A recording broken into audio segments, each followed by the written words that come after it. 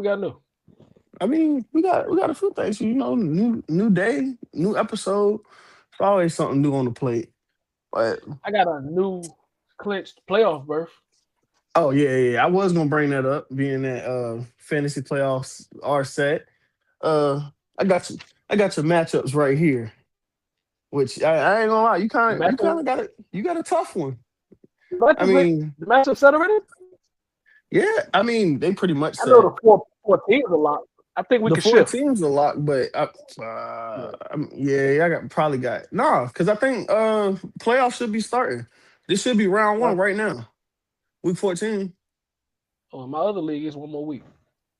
I'm Yeah, I not was sure say about week this one. 14. I believe this is playoffs, but No, no, yeah, no. as of Playoffs is 15, 16, 17, 18. Yeah, because it's 18 weeks now. yeah, but oh well, maybe shit, maybe they're Wait. not set in our league just yet.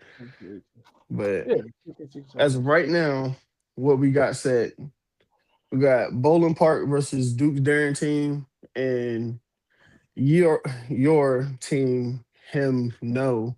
Him. That's it. Versus who? Okay. Solo sixes. Doesn't matter.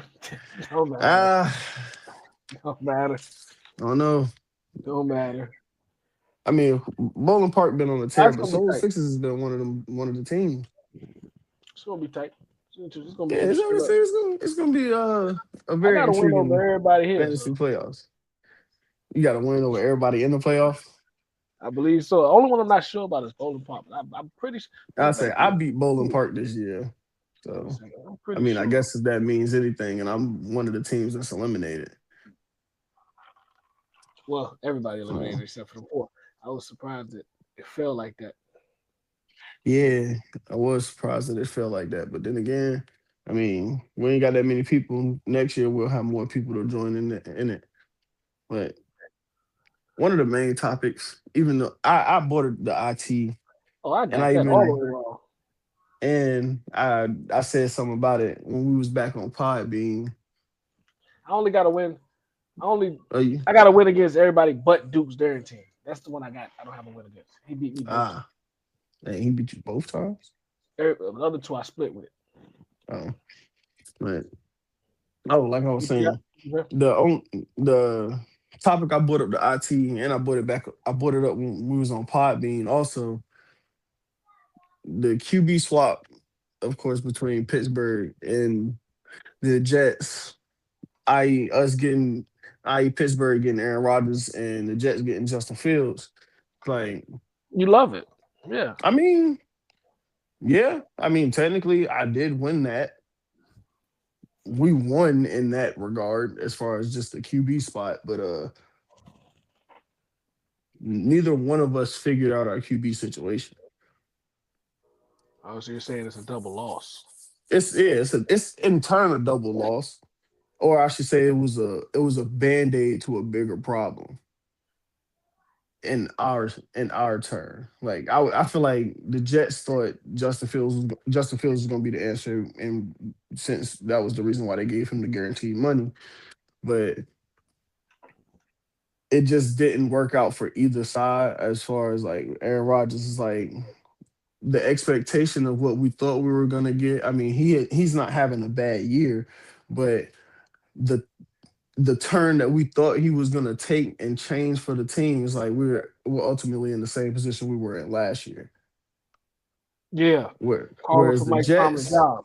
I don't it's like that, like man. yeah. Whereas the now I want to say going on 10 year, almost a full decade, because the last meaningful quarterback that I can say they had was what's his name, Mark Sanchez. I mean, obviously, you're not gonna try to help my QB. You're not gonna try to help my QB situation. But if you were in the Jet shoes, what would you do to change theirs? I don't know. The Jets have bad luck of getting a guy out the draft. So I think they need a proven guy, especially with the culture that Aaron Glenn is trying to bring up with accountability and accelerate the development of everybody. He needs a proven guy. Now, when you look at who's available or might be available, pickings are slim. I really don't know, man. We don't know. Maybe we see a nah. Yeah, Russell Wilson's done. I see the only people that I could expect for you to be looking for as far as free agents coming up, like you said, is Russell Wilson, Jameis if New York decides to let him go, but I doubt it. Um, Joe Flacco if he wants to keep pushing. He already was there. I mean, yeah, he was there. I mean, this is new. Like I said, you could always get What the about what we're talking about when we said this might be a resurgence? They could pull a Sam Darnold. Who was it?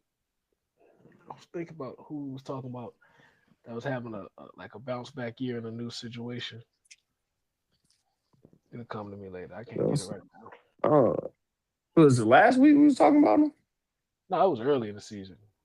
Oh, I'm about to say, I Not don't too know. early, but it was earlier in the season. And somebody was having a good bounce back year, and they looking towards free agency, and we said they might have uh, did good on their chance to capitalize on the moment. I can't think of. I'm thinking like Jacoby. Well, he's always going to be an option. Yeah, I mean, he proves himself good each time. I feel like, I mean, with the few games that Davis Mills had to start, I think he opened up a market for himself. Kyler Murray, he might be available. I think they running thin in Arizona with him. I'm trying to lay off the Kyler Murray news every time because it be seeming like I got something against him. So I don't be wanting to throw his name out there a lot. Maybe he just needs a fresh start. That's what we always say about people that we don't have too much confidence in. Maybe they just need a fresh start. Yeah, I mean, I can't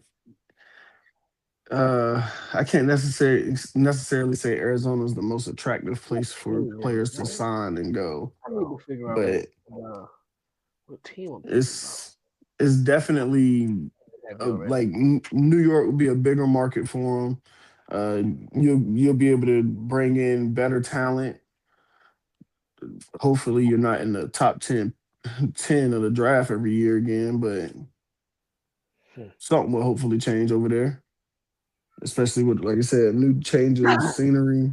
I mean, Tua could definitely be one of those people too, but I think Kyler would definitely fits the bill. Time to start the show. Welcome to Point Blank Period. Point Blank Period. Point Blank Period. Point Blank Period. Point Blank Period.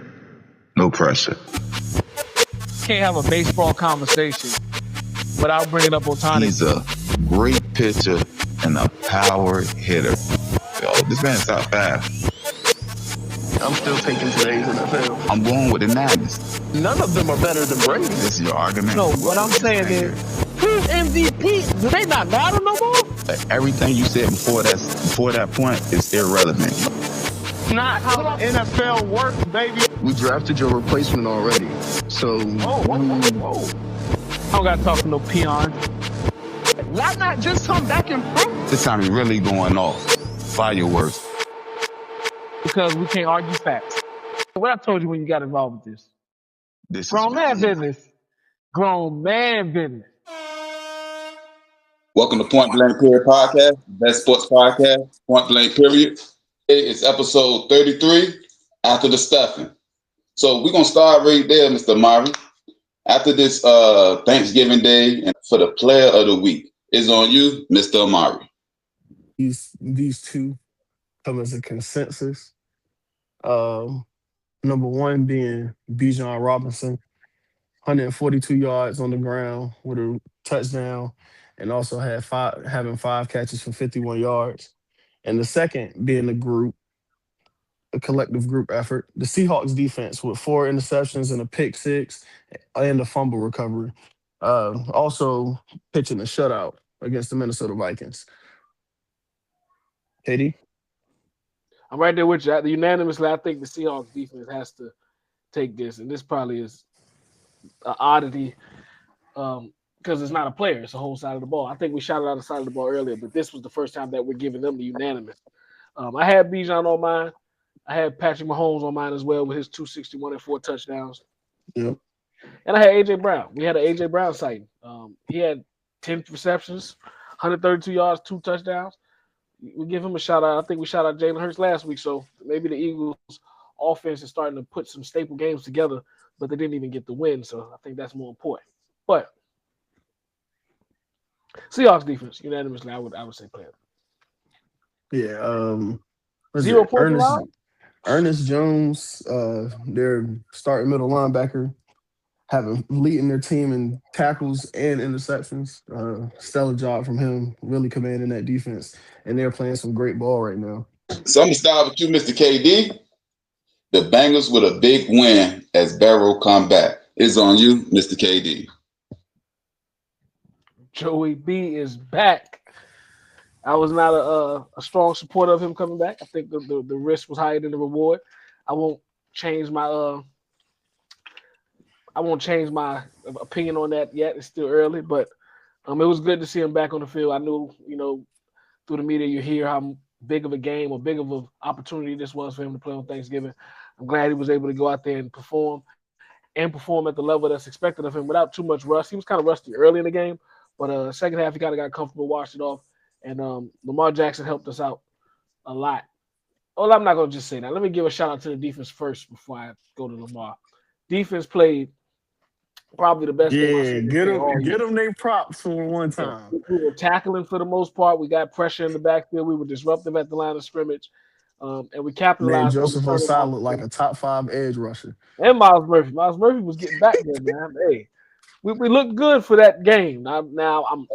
Hey, Mr. KD, how bad your defense got to be when you lead off we was tackling?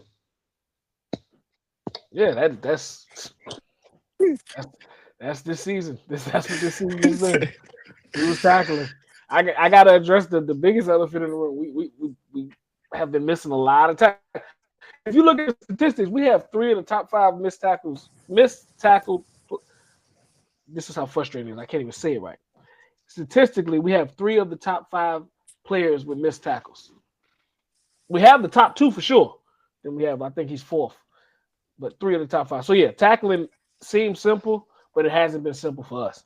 So we was able to tackle for the most part. I was scared off that first drive once Derrick Henry got in there. I was a little nervous, but we bounced back and kind of held for it. And like I said, Lamar Jackson gave us a big aid with his 3 turnovers. Oh, you gotta love that. Watch out, AFC North. Shiesty is back. Yeah, which I'm pretty sure IT would have probably tried to spin off that, leading to talking about how the Bills just stomped all over Pittsburgh, or they flattened the metal or something, whatever you want to try to say. But regardless, the defense played tough in the first half. Once Aaron Rodgers had his departure, it was just. What happened to him? What happened to him? I just saw his face. I didn't see what happened. Oh, he got drilled. It was nothing short of it. I don't even remember who hit him, but they smoked him, and he had to take a look. He had to take a shot and get up and get away. But see, look, I ain't even come here for this, and I'm not gonna put it on, but I will hold it up just in support. I will hold it up, and I'll just lay it over. Y'all had a belt? I mean, y'all had a bet? I guess. But I'm gonna hold true. Hey man, you better get that off you before you start itching. I mean, hey, that's what. Hey, this is over the work shirt. I mean, hey, I gotta take this off anyway. You gotta be careful. Toilet paper belong in the bathroom. But so, what's your thoughts on the Steelers game, Mr. KD? Steelers game? The Bills did what they were supposed to do. The Steelers was fighting an injury. They came into the game questionable at the quarterback position. They left out the game more questionable at the quarterback position. Mason Rudolph had a showing. They just, the Bills capitalized on the moment. They knew they needed this win. And Pittsburgh, they were fighting. They put up a good enough fight for the most part, but then the bell broke. A And good 7, I guess. yeah, no, just not the points. I'm just talking about the fight, where it wasn't as easy as The the first score might half, tell you. The score might tell you it was easier than what I think what really was. But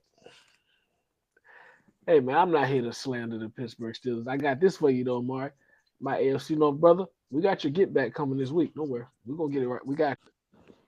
This is a question for you and Amari. I'm gonna start with Mr. Amari first. The question is, will the Steelers make the playoffs? It's on you, Mr. Amari. I don't know. I ain't gonna lie to you. As of right now, I got us capping out at 9-8, and we Oh, miss it. 9-8 is what it's gonna be for our Nine and division. eight. I say that 9-8, and we miss. Oh no, Cause you ain't missing. You ain't missing the 9-8. I mean, the North wide open right now between the three of us. Right. But now I think 9-8 is what it's gonna take to get in. I think 9-8 is gonna be what gets you in. 9-8. When you have the better divisional record, No, you going against that 9-8. We can't make it to 9-8 if Baltimore make it to 9-8 because we play each other. well then I need to beat Baltimore. I need Keep y'all to be Baltimore out. Baltimore this week. I need you to Oh be yeah, I mean, Baltimore. I need to beat Baltimore regardless. I just that's one of those games I just gotta have on the docket. Like it's got to be a W. I'm more upset about that than any other game. But Yeah, but I don't think they're gonna make it. I tell you why, because Cincinnati has Shiesty back. All right. With the miracle on Thanksgiving, we got the Cowboys over the Chiefs. What's your thoughts on that, Mr. KD? There wasn't no miracle, man. Y'all are disrespectful. hey, Like, I said they was gonna win that game. It was no surprise. right, it ain't no miracle. Like these teams are. If we look at this season, these teams are pretty balanced as far as what they've been throughout the season, especially with Dallas picking up towards the end. But it was a shootout. That's what Dallas has fallen into. They need to win shootouts. In Kansas City, for the most part, the defense has been inconsistent. So I don't think of it as a miracle. I think of it as a shootout, and Dallas ended up with more points than the Chiefs. That's all it was. It wasn't too much of a surprise, like Amari said. Well, it wasn't a surprise at all to me, but it wasn't a surprise. Yeah, like I Hey said, man, take called that it. off, man. You messing up the camera. Hey man, I'm just trying to respect the rules of the agreement. All right, well, you better keep that same energy up, IT. I got a bet for you for next week. But I Dallas and the Chiefs, it was like you said, it was no shocker. I picked the Cowboys to win this game.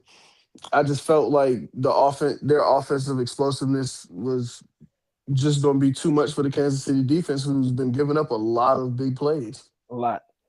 So it it was gonna fall into their hands. And then even though he might not be a Pittsburgh Steeler, still a fan of George Pickens, and that man has been putting on a Oh, showcase. you want to talk about who cashing out this year, That man is gonna get paid. and then he's gonna go right back to the Bulls. He's going back to the street. Go- NFL young boy, he going right hey, back. I can already see it. Clear It's your bag, like, man.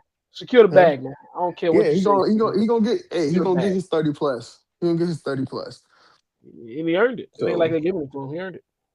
yeah, so I knew he was gonna make some big plays, but even more, it was kind of a bounce back game for CeeDee Lamb, coming off of all those drops and just the week before, and then having to play in this Thanksgiving game is like I believe he put up 2 touchdowns in this game, but it was more of a not a resurgence, but like I said, a bounce back game for him. All right, we're gonna take it to the north. And I'm gonna start with you, Mr. KD, with these 2 questions. The Packers defang the Lions, and the Eagles get mauled by the Bears. It's on you, Mr. KD.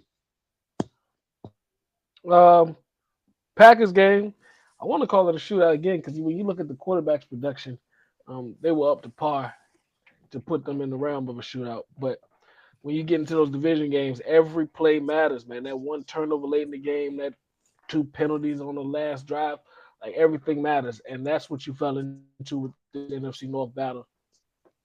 And being that the Bears got a big win and then now jumped up to not only first in the division, I believe they're first in the conference right now. If I'm not mistaken, I think the Bears are the first in the conference right now. But yeah, the Yeah, North is. maybe with the Rams law. I believe I'm not 100% sure, but I believe the Bears are jumping number one. But with that said, that just speaks to the depth of that division. We'll get into that more later. But yeah, good performance by the North. Even in the loss, I think all the North teams, for the most part, well, the three contending teams in the North, had a good performance this week. So yeah, you definitely changed that one around because. Yeah. But yeah, it was definitely a good showing by all three teams. We'll touch on some factors I think that played into the Lions game a little bit later. But even still, without some of their primary stars, they still had a pretty good showing and a good fight against the Packers. Actually, I think this result with this Packers win, I believe they swept the Lions this year. The formula has been the formula. You gotta control Jahmyr Gibbs. They held him at 3.4 carry, 3.4 a carry, and he still had 20 carries. So if you can slow him down, you have a better shot, of course, at stopping the Lions because you're putting more onus on Jared Goff, which he didn't do bad either. But you just gotta stop that run game. If Jahmyr Gibbs get going, you in for a long one. Yeah, but like I said, with this, I believe they swept the Lions. But like you said, with a formula like that, you got it down to a science to the point where you know if you can slow or even stint their run game, and being that Jahmyr Gibbs is one of their primary ball carriers, even with David Montgomery also being a key member of that backfield, it's gonna make that entire explosive offense one dimensional. That's your best formula. Put it on Jared Goff. Yep, give the guys, especially Michael Parsons and Rashawn Gary, And the not to mention the opportunities to injury. just peel their ears back and rush the quarterback. Jared Goff's not that mobile, so you can get to him. And they had a big injury on offense as well. So Yeah. All right, you can't make this stuff up. The upset of the week. let's go. The Panthers. You said what? Yeah, the Let's Panthers go. with the Rams. I'm gonna start with you, Mr. Amari. Then we're gonna go to Mr. KD. I'm gonna say is y'all called me crazy when I told you the Rams could win the South. No, you said the Panthers. I said the Rams, not the Rams. The Panthers could win the South. You called me crazy when I said that.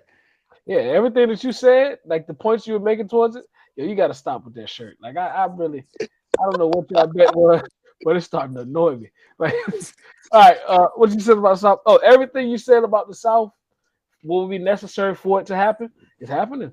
Tampa Bay is flailing off. The injuries are massive, and Carolina's hot. And they're getting some games that they're not counted to win. I mean, I didn't expect for them to win against the Rams. I chalked this one off as one of the losses. I figured their biggest chance at winning the South was going to be in the matchups against Tampa Bay. But like you said, with the injuries that Tampa Bay is already suffering, and even more so now that we'll touch on some of those a little bit more later. It's like it's gonna make them take a complete step back. Whereas, I mean, they're still in contention for the South, but it seems like the Panthers are really about to run away with it. Yeah, and my boy Bryce Young had 3 tutties, no interceptions. Come on, Bryce. Bryce Young been balling ever since Rod Wave called him. Shout out Dave Canellis, because in the top of the year or top of the season, I think we had a topic. And he was on the hot seat. Got to put him on the hot seat. Bryce Young was in the red. We was giving him the axe. Yeah, Bryce. Well, hold up, I ain't gonna. You said, but yeah, he might not be on the red yet. You know what? You're right. You're right. He could go yellow. Like slow your roll yellow.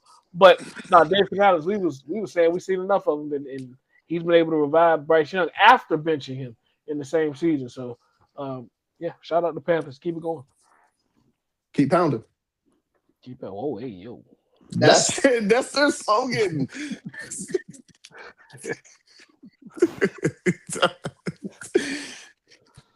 Yeah, I'm before I get to the next topic, I'm gonna say I think Bryce Young needed that benching that he got last year, and I He got, think from there he he grown got a lot. benched both. Which one? This year, last year? He got benched both years. Which one meant more? I was talking about last year. I didn't know he got benched this year. Yeah. All right. Well, we get to the next topic with our folk hero as Nick Folks kicks the Jets to a win past Atlanta. It's on you, Mr. KD. I don't have too much to say, but this is the Jets versus the Falcons, man. We ain't got too much to say. I will shout out something that was caught my eye or caught my ear, so to say. Aaron Glenn in the locker room celebration let out that they played with each other. I didn't know Nick Folk and Aaron Glenn ever played with each other, so I don't know if that's a That shout out to how long Nick Folk's been around or that how is young Aaron definitely. Glenn is, but I feel like that's more of a shout out to how long Nick Folk has been in the league. Because that I didn't even know that. That's insane. yeah, I was like when he gave him the game ball, he was like, we played together. And that caught me like, whoa. Yeah, I Hey, mean shout out that. Nick Folk. Keep going, man. Yeah, shout out Nick Folk. Uh, wish I would have known how long he was in the league. Pretty sure he's one of those vets that we was Well, talking about he on went some with the fit. Jets at the start of the season, right? Nah, I don't think he was with them at the They start of the signed him. season. Yeah, I think they signed him. Because But he was with the Jets. He was a with lot of teams be cycling kickers around. my boy Justin Tucker got a tryout. So that means hey, let him get his foot back in the door. Let me Huh, not say my boy because pun I don't really intended. know I don't know what the charges and everything he going through. So I ain't gonna say my boy. I don't want to be an affiliate to know weird stuff. So I ain't gonna say that. I take back to my boy because I don't know what he's going through right now. It might be some That scary man, charges. that man J Tuck. Going with the Texas Wrangler and the Colts, and then the Broncos with another close win in OT. And for the record, Nick Foles, he started in 2007. He's Who? Folk, Who? Folk, Folk, my bad. Nick Folk. He's 41 years old and been playing since 2007. There you go, my boy. But 18 with, years and kicking, literally. but with that being said, it's on you, the Texans over the Colts, and then the Broncos with another close win. It's on you, Mr. KD. And you got to let me know how these Broncos keep pulling this out. This is crazy. The Broncos keep pulling out. And that's scary, man. It is crazy because this deep in the season, you don't expect these games to be so tight and so here or there towards the end of the game. But I stand firm with my pick. I knew the Broncos would be a winning team this year. I thought they'd be a little more assertive and more dominant. But the fact that they're winning these games is what's scary. Because if they're winning these games with these, not perfect or not up to par performances, uh, it's a half glass, half empty, half full look of it. But I'm looking the positive way. If they can just, man, it's on Bo Nix. They got to see I a consistent Bo Nix. I literally think about this every time. Like, Thinking back to the day that we made that pick, and I was like, I still got Kansas City winning it. I'm like, Kansas City falling off, but it's like you was like, I got Denver, and it's gonna be Bo Nix. And it's literally like it I was has not half been right. Bo Nix, but I was half right. they are winning. And every single time I just look, I'm like, how are they literally winning games without their quarterback? It's not without him because he's still making necessary plays.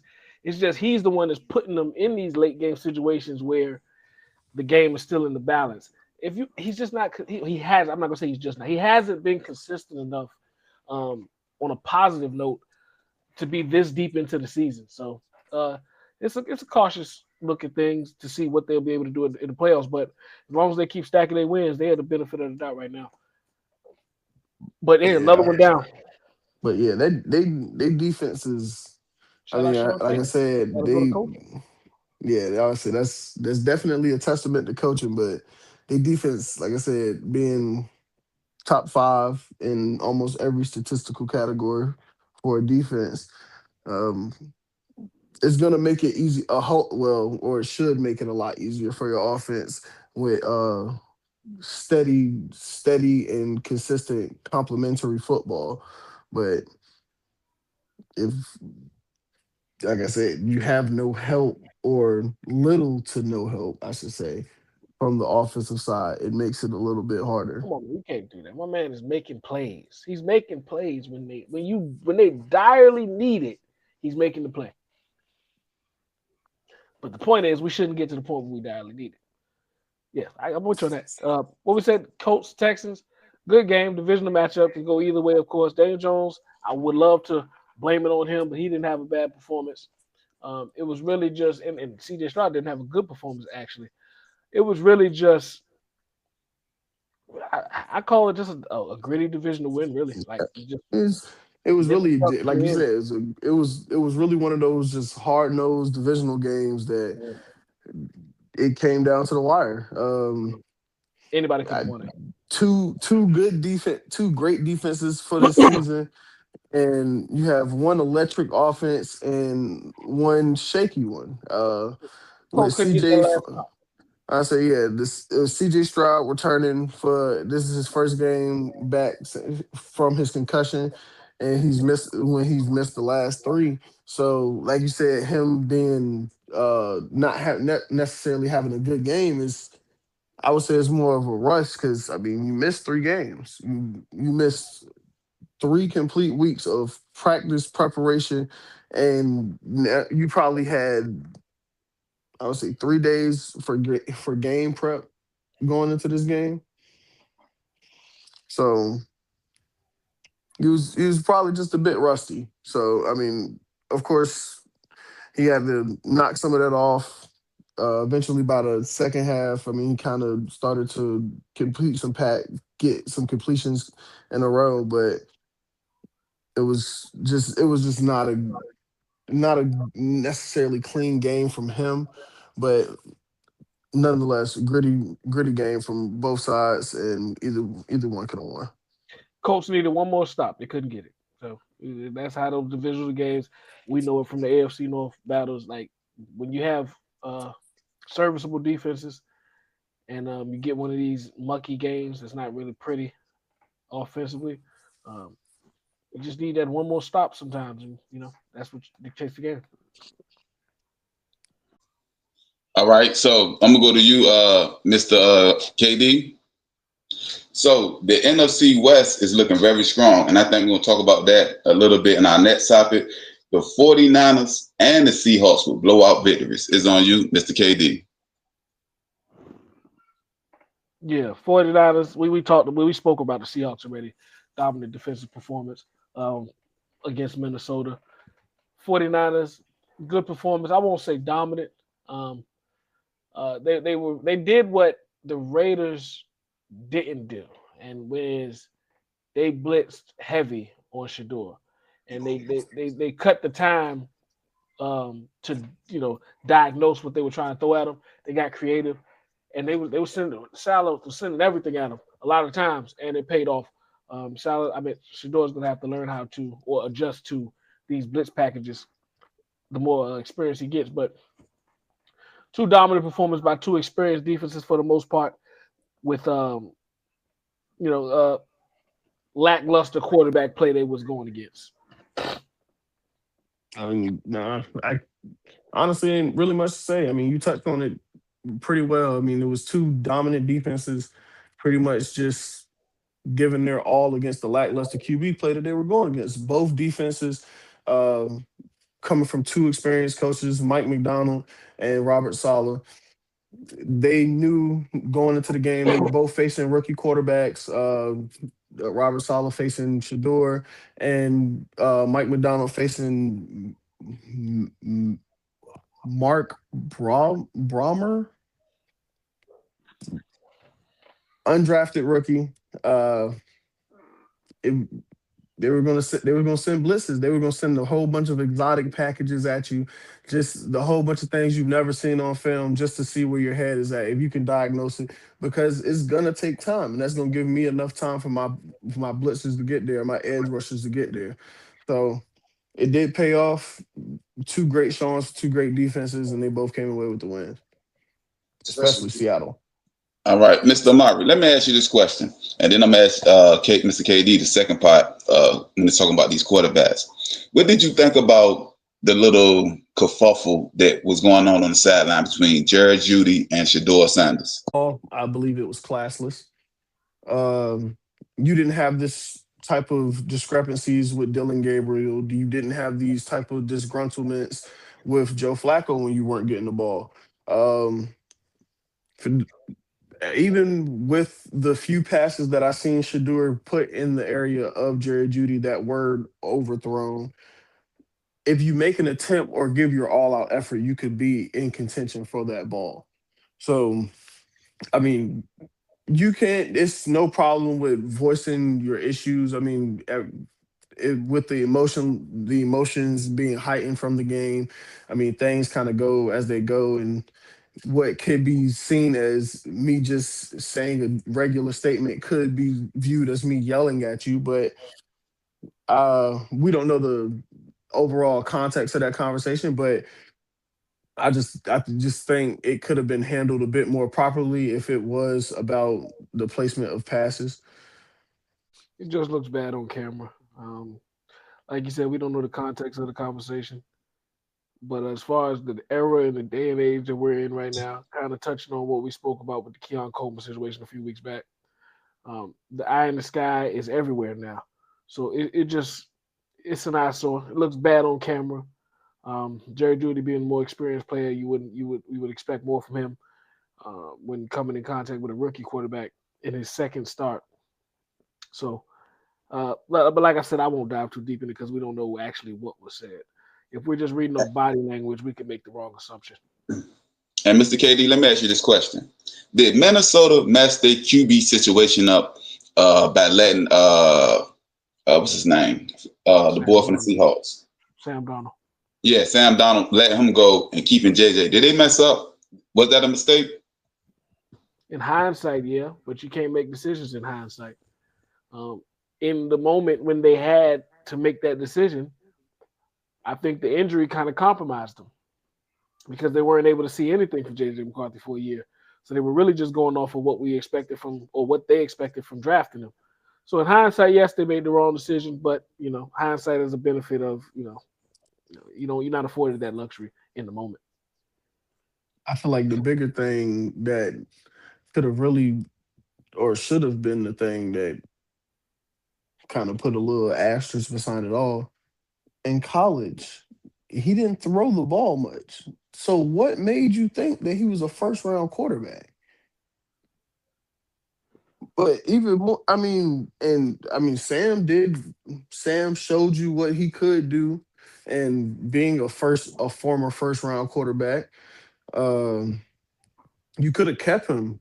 You could have signed him to even somewhat similar to a deal that Seattle gave him, and let JJ just develop under him if you still wanted to see something in JJ.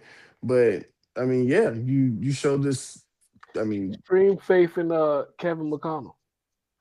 I think they really, and I'm not saying you got to write JJ off yet either, but I'm just saying because like Amari touched on about the other guy, this is technically JJ's rookie year as well. So yeah, we have to be cautious on throwing players away early in the stage. But I'm definitely siding with what you said as far as I didn't see nothing from his Michigan days that gave me franchise quarterback first round pick vibe. So, And that's a good point too, because Sam Darnold was one of them quarterbacks that was thrown away early in his career. Famously, he said, "I'm seeing ghosts out here against the Patriots." So I'm saying all that to say that, to your point, just because they first 2 or maybe 3 years are not that good doesn't mean they still can't become a franchise quarterback. But especially with Kevin McConnell. But speaking of a young franchise quarterback, I'm already scared of this guy as a Buffalo Bills fan. With the Patriots, Drake May with another win on Monday Night Football. It's on you, Mr. KD. What do you think? I walked away from that game looking more at the Commanders' deficiencies than the Patriots actually dominating. But to stay on the Drake May path, yeah, you should be scared. They ain't play the Commanders, Mr. KD. Huh? You said the Commanders. They ain't play the Commanders. Who the England Giants. Giants. I'm sorry, Giants. Jackson Dart return. You're right. I'm sorry. I look more at their deficiencies than the Patriots dominating. But to stay on the Drake May part, you should be scared of him. Yeah, he's showing that he is a franchise quarterback opposed to what we just spoke about previously. He is the guy. They believe in him. They're going to continue to surround him. They still got some cap space and flexibility. So you might be in tune and in play for another 5 to 6 years of New England dominating the AFC East. Mr. KD, I'm gonna tell you what I'm really scared of. This goes back to the conversation y'all were just having about NFL young boy. I believe with the cap room they have, he would be the prime target for them to go to next year in free agency. No. Mike Vrabel ain't gonna play that. It's gonna be a battle of wills. It's gonna be if he does come over there, he better understand what he's signing up for. Yeah, Vrabel is Vrabel is definitely he hard nosed. He's a member of the Patriot way. He understands the Patriot way and how things should run as he called out Diggs everybody. when he was on that little boat trip and the video came out. He called him out. He wasn't even at the training camp yet. They asked him, he answered. He's literally gonna he gonna set that straight. And I can honestly say in Vrabel's mind and in his world at that point, it's like you coming on a moving train. You either jump on or you get ran over. And the thing about it, to piggyback right off what you said, the fact that where New England is right now and where they're headed, more so to say, they can't afford no bad steps, no bad moves, or no bad investments. So I'm not saying he won't work out there because the talent, if it translates, he can work anywhere. Yeah, if he stays the path that he is right now, I mean, of course, no negative news about George Pickens as of right now. Hey, Amari, I gotta secure the bag. I gotta get the bag first. My agent told me to be quiet this year. I gotta get the bag. It's like as of right now, no negative news about George Pickens. So if he keeps as quiet as it is right now, after his payday. He'll work perfectly for an elector's time. He'll work perfectly. But I don't think Jerry letting him go. Jerry ain't gonna let him walk. Jerry loves his wide receivers. He's not letting George go. I don't think he's gonna let him walk. All right. Before we get to the next topic, I'm gonna just say this. I think the address is one Patriot way. And that's exactly what's gonna happen if he comes to New England. He's gonna have to do it the Patriots way. Like he ain't got no choice. Like y'all said, Mike Vrabel is a descendant of the Bill Belichick, not necessarily coaching tree, but player. The Patriot way, they don't pay receivers really over there either. They went and got Diggs this year. I'm looking at now him and Diggs in the same locker room. It might be knuckleheads RS over there, so I don't know. But with Drake May and what they need, a possession receiver like him with great hands and can get you down the field yards, great tackles and stuff like that. He's almost what the doctor's order. I got you a better one, and I know we stayed on this topic too long. Go ahead. Mike Evans will be perfect for them next year. See, Mike Evans will be perfect for them next year, but I think Pickens will be good for them for a while. Do Mike Evans have a next year to give? Yeah, heck yeah. Come on now. Don't you one injury play? Well, not injury plague, but one injury. You said one injury plague season. He even had 4 different injuries this one season. All that says is a discount. That's all that read. Business wise, discount. Oh no. I feel like I feel like he still has the fight. But at that point, do you still have what it takes to go out there and do it? At the level that you are. This the first time the man ain't had 1,000 yards in the season, and we just writing them off. In the past 2 seasons, the man had 7 injuries. What do you want me to say? It's the first time he hasn't reached 1,000 yards, and that's not because of production or lack of play. I mean, lack of production. That's because of lack of availability. So we just writing them off. Writing them off? No, but am I for me to go out here? And honestly, I was shocked that the Patriots went out and paid Diggs like $8 million to come. It's a discount. The man was coming off an ACL tear, and we're gonna do it again. It worked out for us, didn't it? Well, it's working. It took some while. I I agree with IT where it's like I think you need to take that money and invest in George. You'll have a long-term option instead of putting a Not band-aid over necessarily. something. You might have to cut him. You can't put a band-aid over a stab wound. You might have to cut Pickens. He'll be a healthy cut. So what you want to take? A guy that availability ain't there, or a guy you got to cut? Listen, Pickens is a great move if he can stay on track, like we touched on. But I think Mike Evans, even with the injury, I think he's a safer bet for what they need right now. All right. And I think Mr. KD is speaking about trust. He don't trust George Pickens. But with that being said, we're going to go to the next topic of the teams of the division that we do trust. And I'm going to start with you, Mr. Murray.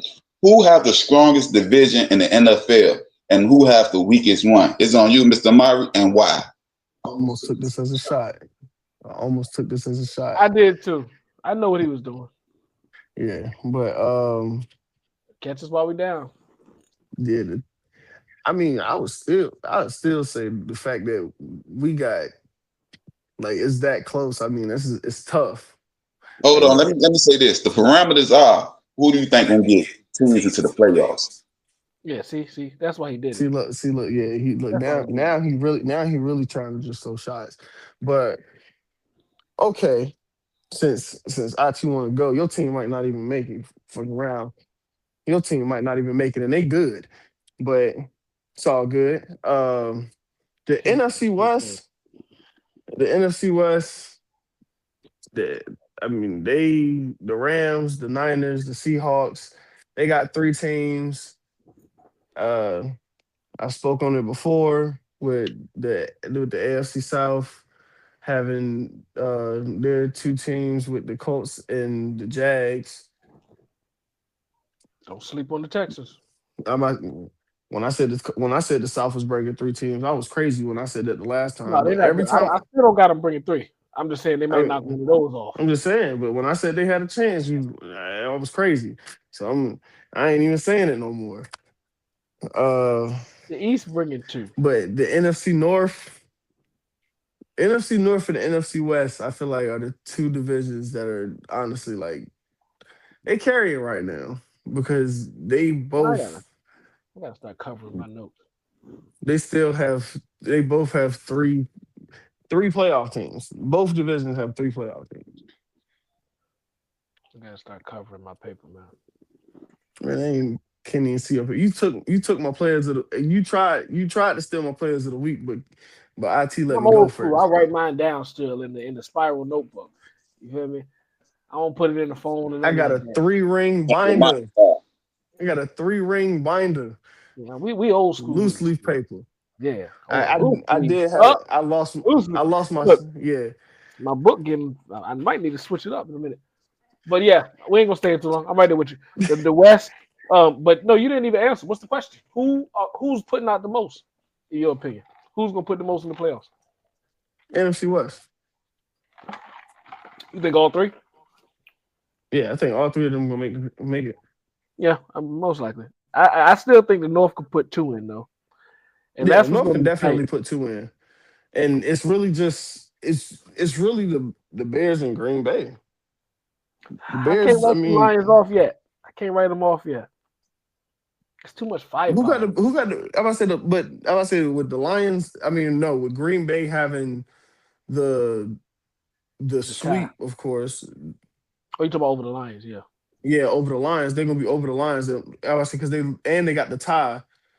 So yeah, they were putting them over. So are you certain on the Bears? Because I'm looking at the Bears can mess around and slide. Even though I had high hopes on the Bears, and they've surpassed my hopes tremendously. Who does the Bears Final Four? I don't know the schedule. I believe the Lions is one of them. I believe the Lions is one of them. I said that would be the question. Who are the Bears' Final Four to determine if they can? They got the Packers this week. This week. Oh, you lose that one. That's a big game. Yeah, that's a big game. Because if the Packers win, they first. I say they're gonna be first, and then it's like, all right, the Lions play Dallas this week. That's another one. I said that's a big game. Yeah, it's nip and tuck right now. But with the Rams, Seahawks, and 49ers being that you got 3 teams with 9 wins. Yeah, As you far as got three 9-win teams, and I mean the NFC North just got 3 500 teams. They got 3 teams above 500. right. So who y'all got as the worst? I don't know. I mean, everybody kind of got a tight race. I don't know what you're talking about tomorrow. I don't know who the worst. I mean, I would probably say the NFC South still, Right. because Because the Saints are the worst team in the league. I say the Saints the worst team in the league. Right. I mean, the Ball. Falcons the most scratch- underperforming team in the Let me league. scratch this off my paper. You right. NFC South. You right. You say, yeah, the Falcons the most underperforming team in the league. The Saints the worst team in the league. And do we really believe in the Panthers? I don't care what Amari say. Do we really believe in the Panthers? Yeah. Carolina go. If Carolina win this division, I'm gonna get you a Carolina shirt. Carolina. Okay, I'm gonna put you on the spot right now, Amari. Carolina wins the division, get in the playoffs, right? You don't even know who they play first. Are they gonna win? You don't even know who they play. Are they gonna win?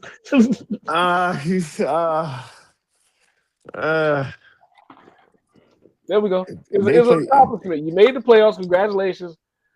That's enough. Now you play. It's like now you play Detroit, or now you play the Rams. It's like, I mean, they played the Rams. They're not beating. I feel like a second time you're not doing that, but I feel like you really just they got the best of Matt Stafford on that day. I'm glad you went first. Yeah, the weakest division is the NFC South. He's right. I'm gonna ask both of y'all this question: who worse, the Jets or the Saints? All right, see, now we're just taking personal shots, but I'm still going with the Saints. That roster makeup is just bad. I was about to say they don't have the talent. It's really the roster. They literally just are a bad team, top to bottom, bad roster.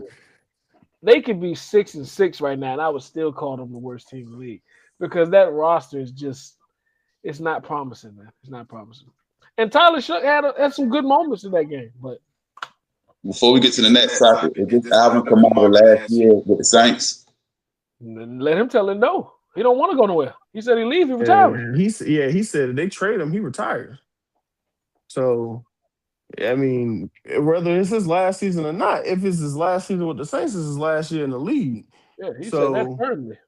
Yeah, like he stood on that. Like he's not leaving New Orleans. Why? So I have no clue. But I mean, they do. I can understand why some players want to be loyal. I mean, it's the team that took a chance on you. I mean, a lot of, especially with Alvin Kamara, with some of the stories and news that was kind of coming out about him during his draft process. Who knew that the Saints were going to be the ones to take a chance on him, and then look at the career that he's had with them. So, I mean, I can understand why he would want to retire as Saint and then ultimately be listed as one of the Saint legends that they do have. Probably be one of the Ring of Honor players. But he would be that. He'd be that even if he leave. Once he retires, he'd be that even. He go to the Chiefs and win the Super Bowl, he'd still be a Ring of Honor for the Saints. Why soil it? Soil what? You talking about save your career? He not saving nothing. Him leaving is not saving. Him getting the ring is saving what? Him getting the ring is saving what? Shady got 2 rings, and what does that mean? Nothing. My point exactly. So what is Alvin Kamara getting the ring gonna do for him? You're right. It's gonna look nice on his finger. That's about it. Right. You're right. All right, I'm gonna get to the next topic. But Mr. Amari, I think it might mean something because LaShawn McCoy with them 2 rings, he may go from an Eagles Ring of Honor player to a Hall of Famer with them 2 rings. So it may mean something. The man got 2 Super Bowls and no snaps in either. I'm not hearing it. Rings don't matter. But you know what? The record book don't say that. The record book don't say how many snaps he played. The snap count is not. You gotta look for that. You gotta look for that. It's not private information. The 2 generations past right now, they don't look even for Sean McCoy. He a podcaster. He a podcaster to the kids. Right. Now. So it's gonna make him say, "Dang, he got 2." He said he got 2 rings. Let me look it up. Oh, he do got 2 rings with the Chiefs. He do got 2 rings. They're not gonna go to extra step. And Shady got 2 rings with no snaps. No, my fault. One with Tampa, one with Kansas City. Not 2. Yeah, he got one with Tampa, one with Kansas City, and bro clocked 0 snaps in both. That's because you lived through it. The generations past, they don't know that. They just see them 2 rings. That's enough for them to read. Like, okay, he was like that. Nico Hartman better, if you ask me. Kenbrell Tompkins and Aaron Dobson have a ring. That's what they call them Jeff Teague rings. When you just there and you get a ring. So with that, in other news in the NBA, for the Bucks. Yeah. So in other news in the NBA with Mr. KD, it's on you. But I'm gonna ask you these 2 questions to start you off, and then you go anywhere you want to go. Your Duke alum Cooper Flagg is the youngest to score 35 in a game, and our early prediction. I want Mr. Mario on to answer this question also. Will Austin Reeves be an all-star in the West? Why not? It's on you, Mr. KD. Well, first off, I just want to say this before you even go back to the ring segment. Kenny Pickett, Super Bowl champion. That's all I got to say about that. Now you can go ahead. Nick Foles, Super Bowl champion. Foles won. Played. No, but Nick Foles actually got the ring. One with Kansas City. No, but Nick Foles actually got one of those rings. He was playing. Not in the Super Bowl. The Super Bowl MVP. No, I meant to say Carson Wentz. I said Nick Foles. I meant to say Carson Wentz. My bad. Carson Wentz. Not in the Super Bowl. Carson Wentz got one with the Chiefs and one with the Eagles. I was the starting quarterback that year. He would have been MVP if he didn't get hurt. Hey. But back to basketball. Duke. Basketball. You said Duke. Shout out to Duke. Duke just got a tough win to go to Cooper Flagg with the 35-point performance. It was good, man. I'm not gonna overdo it because it was a flash. It could be a flash in the pan, but he eclipsed LeBron James' mark by 5 days, I believe, or something like that. So shout out to him. Then he dropped 24. Hey, you beat LeBron to any milestone. Hey, you on pace for something. Yeah, that's if you got anything on the record book with your name above LeBron's name, you hold on. And the fact he had to do a year in college, you can make it more impressive. It depends on how you look at it. He could have did this last year and beat him by a year in 5 days. Now you're getting too hypothetical. You're getting too hypothetical at that point.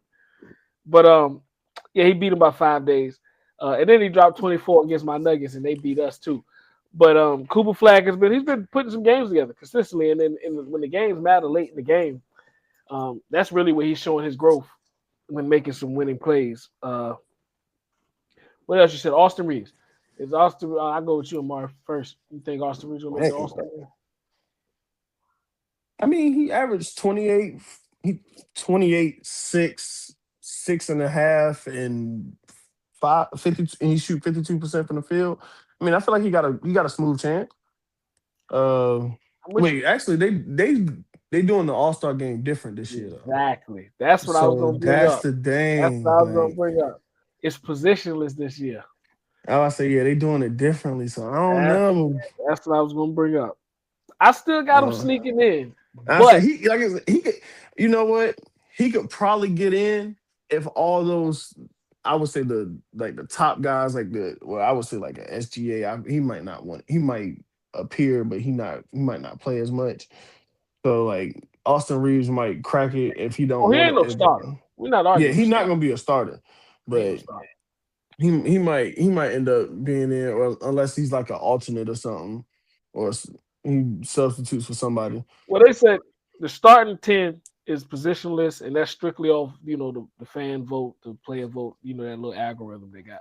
Mm-hmm. But the bench players are going to be coaches around the league, and I think that's where he'll get his in, or he'll get his accreditation in, and he'll slide in. So as of right now, I say he is, because like you was talking about, the statistics he's put up so far scream All-Star. The only thing that would complicate it is the name notoriety of these other players that he would be competing against to get a spot. Yeah, that's what it's gonna be hard, especially like you said with the fan vote. It's like, of course, you're gonna get all the big names that get picked first, and then it's gonna come down to the coaches vote, where I mean, of course, what you put on the floor is gonna mean a lot more. Mr. KD, let me ask you this question before we move along. Do you think? Because to me personally, I believe you're an all-star, but I think the only problem he's in the West and not the East. So are they gonna still do East and West, or they just taking the top 10 on both conferences? For clarification. That's what you just said. Yeah, you said the same thing twice. Yeah, they taking the top 10. No. I'm saying if they're gonna do the East top 10, the West top 10, or they doing top 10 overall in the NBA. What I read, they said top 5 in each conference. That's because they only got 5 all-stars in the East. I don't think so. I disagree. You're right. It's only 3. I disagree again. Because my boy Cade Cunningham is an all-star. Tyrese Maxey, all-star. Jalen Brunson, all-star. Yeah. Donovan Mitchell. And Giannis, and that's your 5. All-star. Giannis, all-star. Paolo Banchero. Probably. He ain't played. Yeah, I say he's probably. He might be an all-star. He in the East, so that's an all-star. You say what? He in the East, so that's an all-star. All-star. Jaylen Brown, all-star. You need to take. Oh, it ain't that many. Like you said, it ain't. I do think he'll get that nod. Heck yeah, I think he'll get it. Well, right now, as of right now, I believe he'll get that nod. But I do got a question with the Cooper flag and him putting up 35 and then 24. Being that now he's starting to progress to being more ball dominant. Do you see that being a trend more going forward, even with the return of Kyrie coming eventually? That's what I was about to say. Until they have a point guard, it's going to have to be. And then the fact that they're talking about, moving AD or entertaining moving him, which we'll touch on. Yeah, he's going to have the ball in his hand. He's going to have the opportunities. And that accelerates your growth in the league when you have the luxury of having the ball in your hand and learning through trial and error. And the team just living and dying with, your mistakes we good with, your great spots we good with. It's just all a part of growth to get to where we want you to be. So, yeah, the ball in his hand has really catapulted him or accelerated his growth in the league. But segue to keep it right there. I'm going to go to the Players of the Month who were just announced. They had the Players of the Month awards were just announced recently, Rookies of the Month, and the Coaches of the Month, along with Defensive Players. Who do you think, if you had to guess, either one of y'all, this is up for the panel, in the Western Conference, who would you think would be the player of the month? If I had to guess without knowing, I would probably say SGA. Just wrong. Because he won Player of the Week a few times. That's the only reason why. Somebody else did too. IT, who would you have to guess for the Player of the Month if you just had to pick one from the West? I'm not saying he's the best player in the world, but if you had to pick somebody from the Western Conference to be the Player of the Month, who would you say? Kawhi Leonard. Okay, your vote is banned. So he's talking. He's just talking. That man don't want more street clothes than you, and you've been working all month. You didn't play the month. My point exactly. but it's Nikola Jokic, the best player in the world. That was deemed the Western Conference Player of the Month, averaging 28.9, 12.4, and 10.9. To break it down to make it even more of a big deal, he's the 6th leading scorer in the league, the 2nd leading rebounder in the league, and 1st in assists. Yes, he does play the. No, I do want to bring something up, which was honestly insane to me. I believe it was when y'all was playing the Mavericks. This man almost put up the fastest triple-double in NBA history. How long it took? The first quarter. Like I was just seeing it pop across my phone as I was. What? I'm like, it was like 15, 9, and 6. And no, you talking about Dallas? Yeah, y'all was playing the Mavs. Yeah, 15, 9, and 6, and I'm just sitting here looking at it. I'm like, all right, I mean, that's cool. I'm thinking it's halftime. First quarter. Yep. Yeah, Player of the Month, he deserved that. He's not playing with my man. That's all I'm saying. I'm not even gonna stay with him too long. Hey, Mr. KD, I think that the NBA too easy for him. I think he out there bored. Don't look like it. He's gonna be like the first player. He's gonna be on this Barry Sanders. I can see him leaving early just from boredom. Let me go deal with my horses. I'm That's tired what I'm of about to say. Give me 2 rings. He get 2 more rings. I'm out this bit. I was about to say that. If he doesn't leave early by choice, like if he can stay healthy and ride this wave till he really can't be that productive no more, he's gonna shatter the record books. But what you said is what I believe. He's gonna leave early on his own terms and just walk away from the game and leave a lot of meat on the bone. How old is How he? old is Jokic? 28? Is it 28 or 20? He ain't even 30 yet. Nah, he ain't 30 for sure. It's either 28 or 29. IT. 20. What's Jokic's age? I want to say 28. He championships by the time he's 33. He walk away comfortable. He's 30 years old. His He birthday. did hit 30? Yeah, he's 30 years old. Gosh. Man, he getting old. He'll be 31 this season, February 19th. Okay. I mean, Give me 10 more years, and this man might be the GOAT. 10 more? 10 more, he might be the GOAT. If we could do what LeBron did, we hit 40 with this type of production. And Mr. KD, I heard if he keep this up, he's gonna be the first center since Wilt to lead the league in assists. Well, I don't know if he'll keep it up, but that's hey. I believe he will. I don't see no reason why not. I see no reason. Well, one of his reasons is because of the next name I got for you, and I'm gonna give y'all the same chance. Eastern Player of the Month. Who would you just throw any name at the wall? Who would y'all say? Cade Cunningham. Cade Cunningham. Yeah, and he's second in assists at 9.4, and I think he got room to amp that up once this team continues to mesh and the chemistry grows. But he's been averaging 28.8, 6.4, and the 9.4 assists, being second in the league. Those are the 2 players of the month, Jokic and Cade Cunningham, which is well deserving if you ask me on both sides. Now, like you mentioned Shea, you wouldn't be wrong with Shea and what he's been doing and his team has been doing. But Shea is kind of still up to par of what he did last year. Jokic has even eclipsed what he did last year so far. So, yeah. Rookies of the month, to keep it quick. Cooper Flag on one side. VJ Edgecombe. No. Averaging 16, 7, and 4. Cooper Flag. Con Knuckle. And that's Charlotte. Yeah. I didn't know he leads all rookies in scoring at 18.4, 5.7, and then 3 assists. 3 rebounds. No, 3 assists. What am I reading? 3 assists. But I think the lead in scoring from the rookies is what kind of pushed him up. And then VJ Edgecombe, he's had some down games too. He's had some high highs, but he's had some low lows as well throughout the first part of the season. Coaches of the month, I think this is, you usually go with whoever has the best record. So Dagnall on the West, JB Bickerstaff on the East with the Pistons. And then defensive players of the month so far, Cason Wallace on the West and Scotty Barnes in the East. Hold on. Let's stay right there with that coach. And I'm going to just stay with the East for a little bit until we get to the next topic. And you can chime in too, Mr. Murray. Can we talk about the job that JB is doing over there in Detroit? Like, I think they're 13 games in a row, 14 games in a row right now, if I ain't mistaken.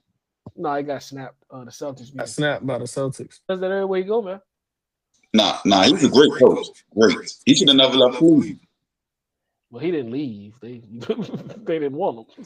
Nah, I know. You got that Darius Slay treatment. Sorry. Yeah, he didn't leave. But yeah, he does this everywhere he goes so far as we can see.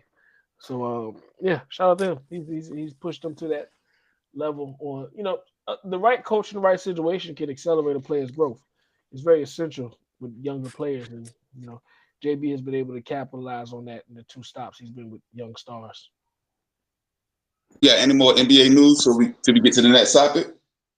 Well, yeah, since you wanted to bring up Kawhi, then I'm gonna go ahead and touch on the Clippers. The Clippers are horrible. Go ahead, the oldest team in the league.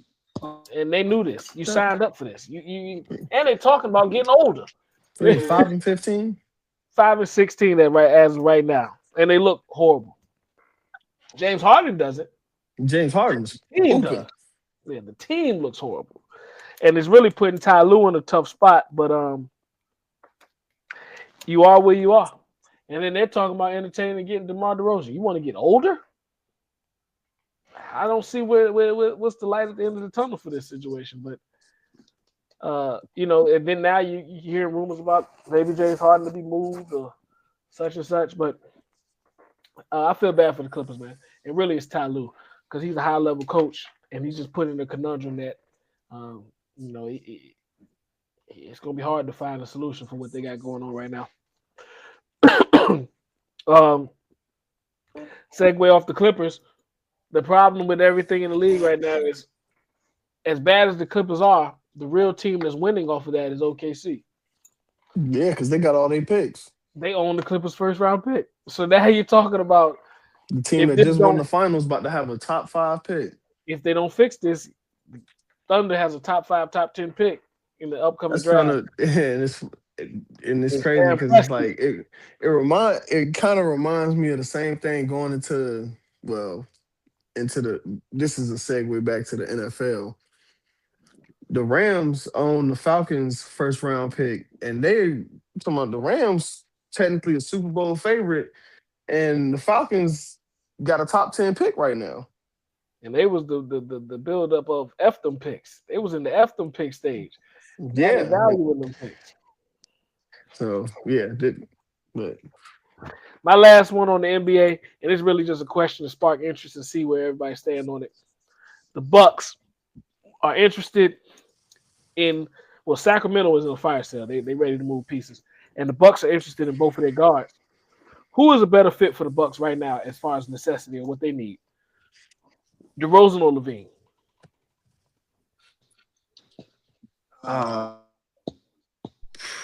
I would probably lean more LaVine than DeRozan. Shooting. And I'm right there with him. I'm going there too. I'm going with Zach for the simple fact he's a better outside shooter. That's what I'm saying. Shooting. We all know DeRozan, he lives in the mid-range game. And that's what Giannis want to operate and go downhill and all. So, yeah, LaVine a better option. Truth be told, it ain't too many places where DeRozan going to actually fit at in today's basketball if he's not the number 1 or the number 2 scorer. If he got to play that third spot or more, it's kind of hard when you shoot a lot of mid-range shots in today's NBA. I like DeRozan with the Hawks. I don't know how good that makes the Hawks. Trae Young is out there. DeRozan with the Hawks would kind of give him an offensive weapon. I can't even think of the guy's name. I don't even know if he's still there. Hunter? DeAndre Hunter? Yeah. I say that, yeah, because as of right now, I guess he would be the only viable option. Or no, DeJounte? Nah, he gone. He in New Orleans. Oh yeah. No, is he in New Orleans? Oh, am I tripping? I believe he's in New Orleans. DeJounte Murray. Yeah, he gone. We're going to get to the next topic, and I'm going to transition. I'm going to get to you, Mr. Amari. So last week, we did the best Thanksgiving food. Today, we're going to ask the question, what's the best leftovers? And with that being said, with your leftovers that you keep, do you make anything out of it, like leftover turkey salad or anything? And then also, what's the worst leftover, i.e., soon as Thanksgiving dinner over, this the first thing going in the trash. We just throwing it away. We don't want it. It's on you, Mr. Amari. All right, so leftovers that's instantly a keep in any greens, mac and cheese, yams. They gotta guarantee keep. It's not going nowhere. I'm keeping it. I'm keeping it until it's all gone. But 2 of the 3. Yeah, it's like those 3, those are the staples. The one thing that gotta go, or which I don't care for it too much, cranberry sauce, instant, gone, throw it away. You can throw that away before Thanksgiving over. You can throw that away. You never had to put it on the table. Leave that for whom it's supposed to be for. If you want that, go get that can off the cabinet and you open it. But I can say you gotta hear me out with this one. This ain't even my recipe. I had to tap in with my aunt for this one. But cranberry chicken wings. I ain't never had it myself, but it seemed a little interesting. I was like, oh. Yeah, I tell you. Yeah, if you hear cranberry chicken wings, you be like, yeah, he was black. Yeah, that's the one. He was black. like cranberry chicken wings. Like I don't know. It seemed like something. I was like, I got to think about that. But I know my grandma do this for sure. Thanksgiving Cobb salad. It's really just turkey, sweet potatoes, pecans, and cranberries. Simple Cobb salad, but just with Thanksgiving leftovers. It's actually not too bad. But KD, anything you got? I'm gonna work back. As far as the leftovers, I don't really do too many leftovers. I just keep eating the same thing over and over. I keep making that same plate with the turkey, ham, macaroni and cheese, yams, collard until it's all gone. I don't want to do no turkey salad or. I saw something online that somebody did an egg roll though, where they put some like different Leftover egg leftovers roll? and then wrapped it in the egg roll and deep fried it. And I was like, that did spark you a little bit, like, So turkey mac and cheese egg Yeah, you can roll. get creative with that. You can get creative with that. Get them yams, Man, green, and yeah, turkey, that's what or I'm saying. yams, green, and The ham. green. Yeah. Hey man, hey, you Get about to creative. make me Get a little hungry. You crunch might. on there. Yeah.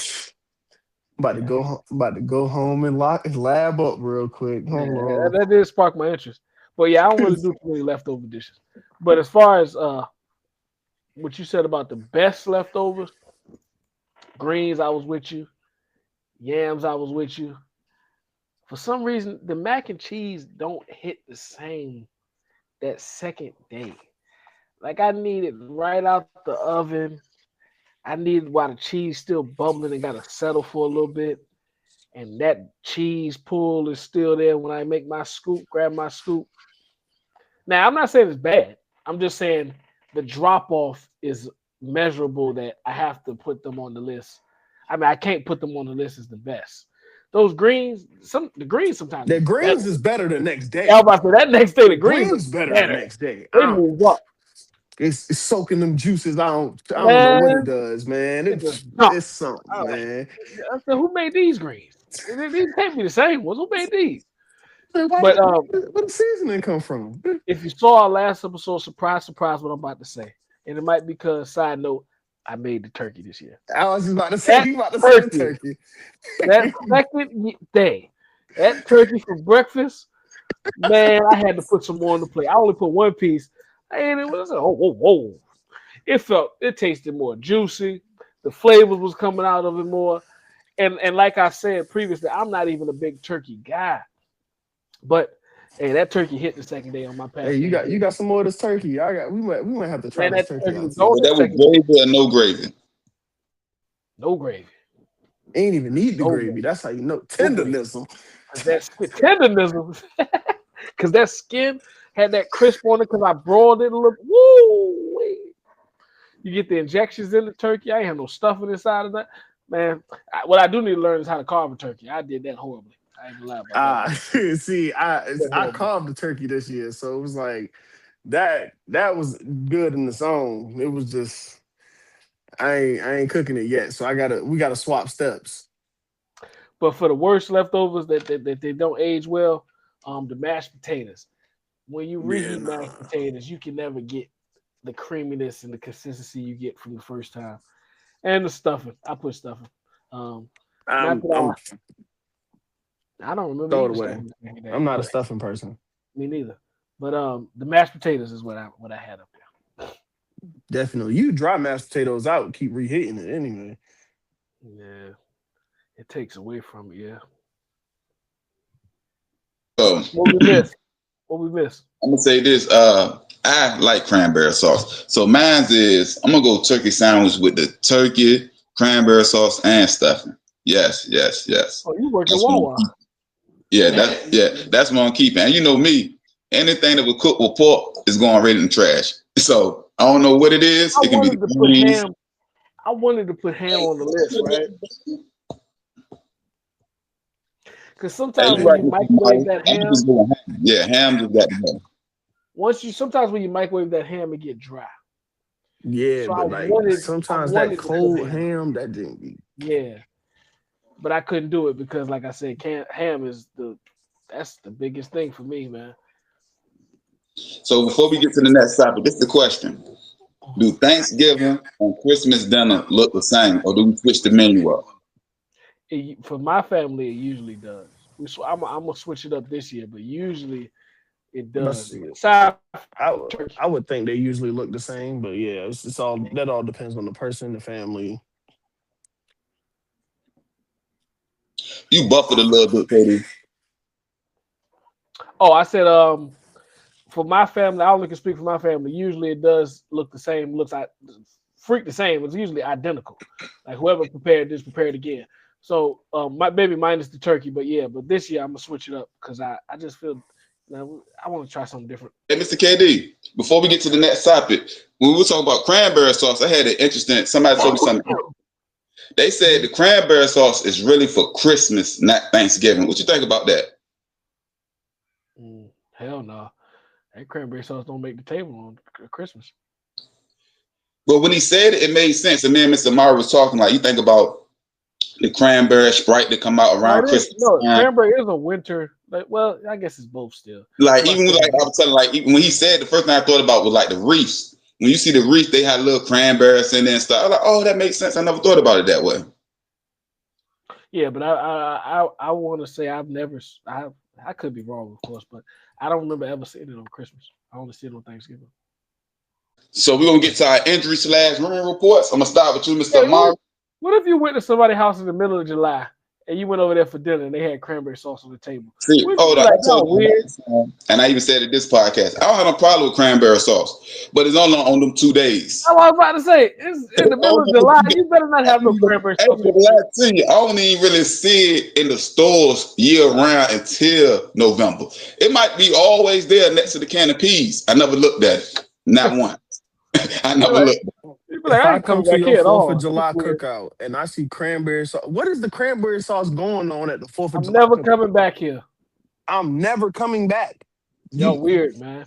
I can see that drink sweating in the sun. That drink will be cranberry juice. What they always tell me is, it complements. I touched on it last week. Like if you get like us, as in culture, black people, we look for that. We look for the greens, the mac, the yams. That trinity right there. The cranberry sauce complement the turkey, the stuffing. Yeah. The turkey, stuffing, cranberry sauce, and they talking about that's their big three. Well, that's the big three. Nah, I don't eat 2 of them. I don't like 2 of them, so that ain't my big three. All right. So the injury/rumor report. Sauce leaves the game. Trayvon Diggs is back to practice. I guess he got like a 21-day window. Mr. Mario explained a little later exactly how that goes. Rodgers' return, how did he look? Then he got knocked out the game and came back. So I'm going to let Mr. Mario speak about that also. Baker Mayfield, that is, with an injured shoulder. How long do you think he can keep it up, especially with his reckless play style where he takes a lot of hit, he runs, he dodges, and he doesn't have the best line? This is all up to you. What y'all think about it? It's on you, Mr. Amari.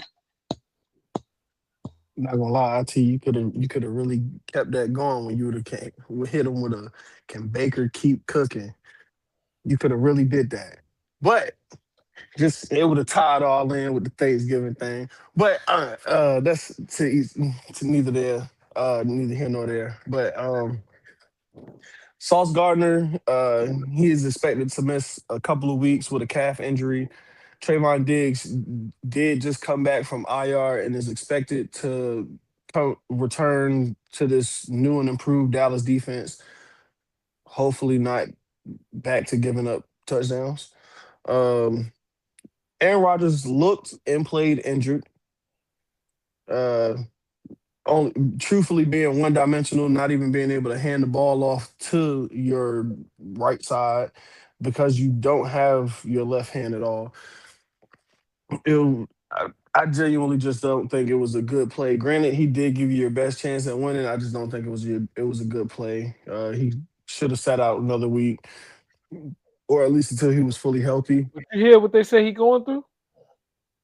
No. He said 3 different fractures. Yeah, I see no reason in him playing. He just need to go ahead and shut it down. Like that's the crazy. I see he's trying to show fight and everything, but and I guess this is the offhand. So I mean, being that it's your offhand is not detrimental to anything that you have throwing the ball, but it's another facet in your game that you can't do. Look how big your So hand is. 3 fractures in just your hand. it's like, yeah, it's like I said, I don't think it was a smart play, but I don't make those types of decisions. So, but to even more so touch on some other injuries that we do have out here. Justin Herbert listed day to day with a hand injury. He did have a successful hand surgery, but like I said, he is listed as day to day. Terrion Arnold, cornerback for the Detroit Lions, is out for the season. Amon Ross St. Brown with a low ankle sprain is expected to miss 1 to 2 weeks. And D tackle Malik Collins of the Cleveland Browns is out for the season. Also, Kyler Murray could stay on IR. He is not expected to return when he is first eligible. Hey, Mr. Amari, do you think he really hurt or they just don't want to play him? Kyler Murray? Yeah, he hurt. Yes, sir. I mean, I do think he is hurt. However, the new Call of Duty just dropped, so I'm also not that That's very cold. convinced. That's cold. That is cold. That's But cold. You know what? Now it's no more hesitation. It's personal. You just took a personal jab at him. Yeah. hey, they put it in his contract, It's personal. and he argued to get it taken out. It had to be true. All right, that's all I got for the injury report. I do want to highlight some. I mean, they're very minimal, but they're pretty big moves. Being that they pertain to my team. Pittsburgh Steelers and Darius Slay have decided to mutually separate, and Darius Slay will become a free agent. And however, with this move, we have elevated Asante Samuel Jr. to our active roster and claimed wide receiver Adam Thielen off of waivers. How you feel about that? Mr. KD, I don't know if you got anything to add to his injury report or you want to speak about anything, but Now I was piggybacking for the most part, so we can leave it where it's at. But, yeah, hold on before you get there. Throw this in at the end, 'cause I want to hear what you got to say, and Mr. Murray also. This don't have to necessarily do with NFL. It do have to do with football, and it's not necessarily a trade, but more of an acquisition. Lane Kiffin to the LSU Tigers. Just let me know what's your feeling about how it all went down and everything that goes around that. So go ahead with your injury and trade report that you're about to speak about, and then end there for me if you don't mind. No, I didn't. Like I said, my notes basically piggybacking off what he said. I just wanted to know how you feel about Adam Thielen, being that it's kind of still fresh. Is that an upgrade? What is that? I do think it's an upgrade to the wide receiver 2 spot. Oh, so he's I your think, two now. I mean, I don't think he's coming there to be on the practice squad. And even then, it's like after Calvin Austin, who you competing with? I mean, I don't really think he compete with nobody else after Calvin Austin. And sadly, it's like I'm gonna take Adam Thielen's proven wide receiver 2 stature over Calvin Austin. And even then, I just think Adam Thielen's, I mean, of course, with last game, I mean, apparently a big thing was that receivers were running the wrong routes when Aaron Rodgers was checking to different routes. And I don't think you'll have that problem with Adam Thielen. Adam Thielen has been pretty consistent when given a consistent role in an offense. So I think he'll do very well with the role that he'll be given, especially stepping into either the wide, like I said, the wide receiver 2, wide receiver 3 spot. Probably more likely splitting those duties with Calvin Austin, being that he will be fresh to the offense. So I think he'll be a pretty good addition to the passing game. Either once Aaron's fully healthy, whether that be if he has these surgeries and if it heals in time, or if he just Too decides to late for sit that. out. Now I say, yeah, I mean, it's week 14. I feel like at this point it's kind of do or dies. So whether they move forward with Aaron or shut him down and let Will or Mason play, I think he'll just be a very valuable weapon to the passing game.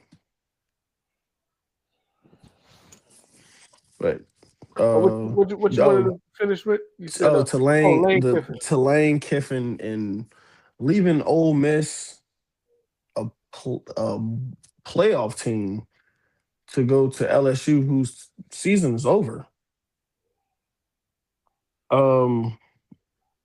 Me and IT was discussing it earlier, which I mean, I do kind of understand where he's coming from, where you you leave at this moment, being that the transfer portal window opens at the beginning of the year.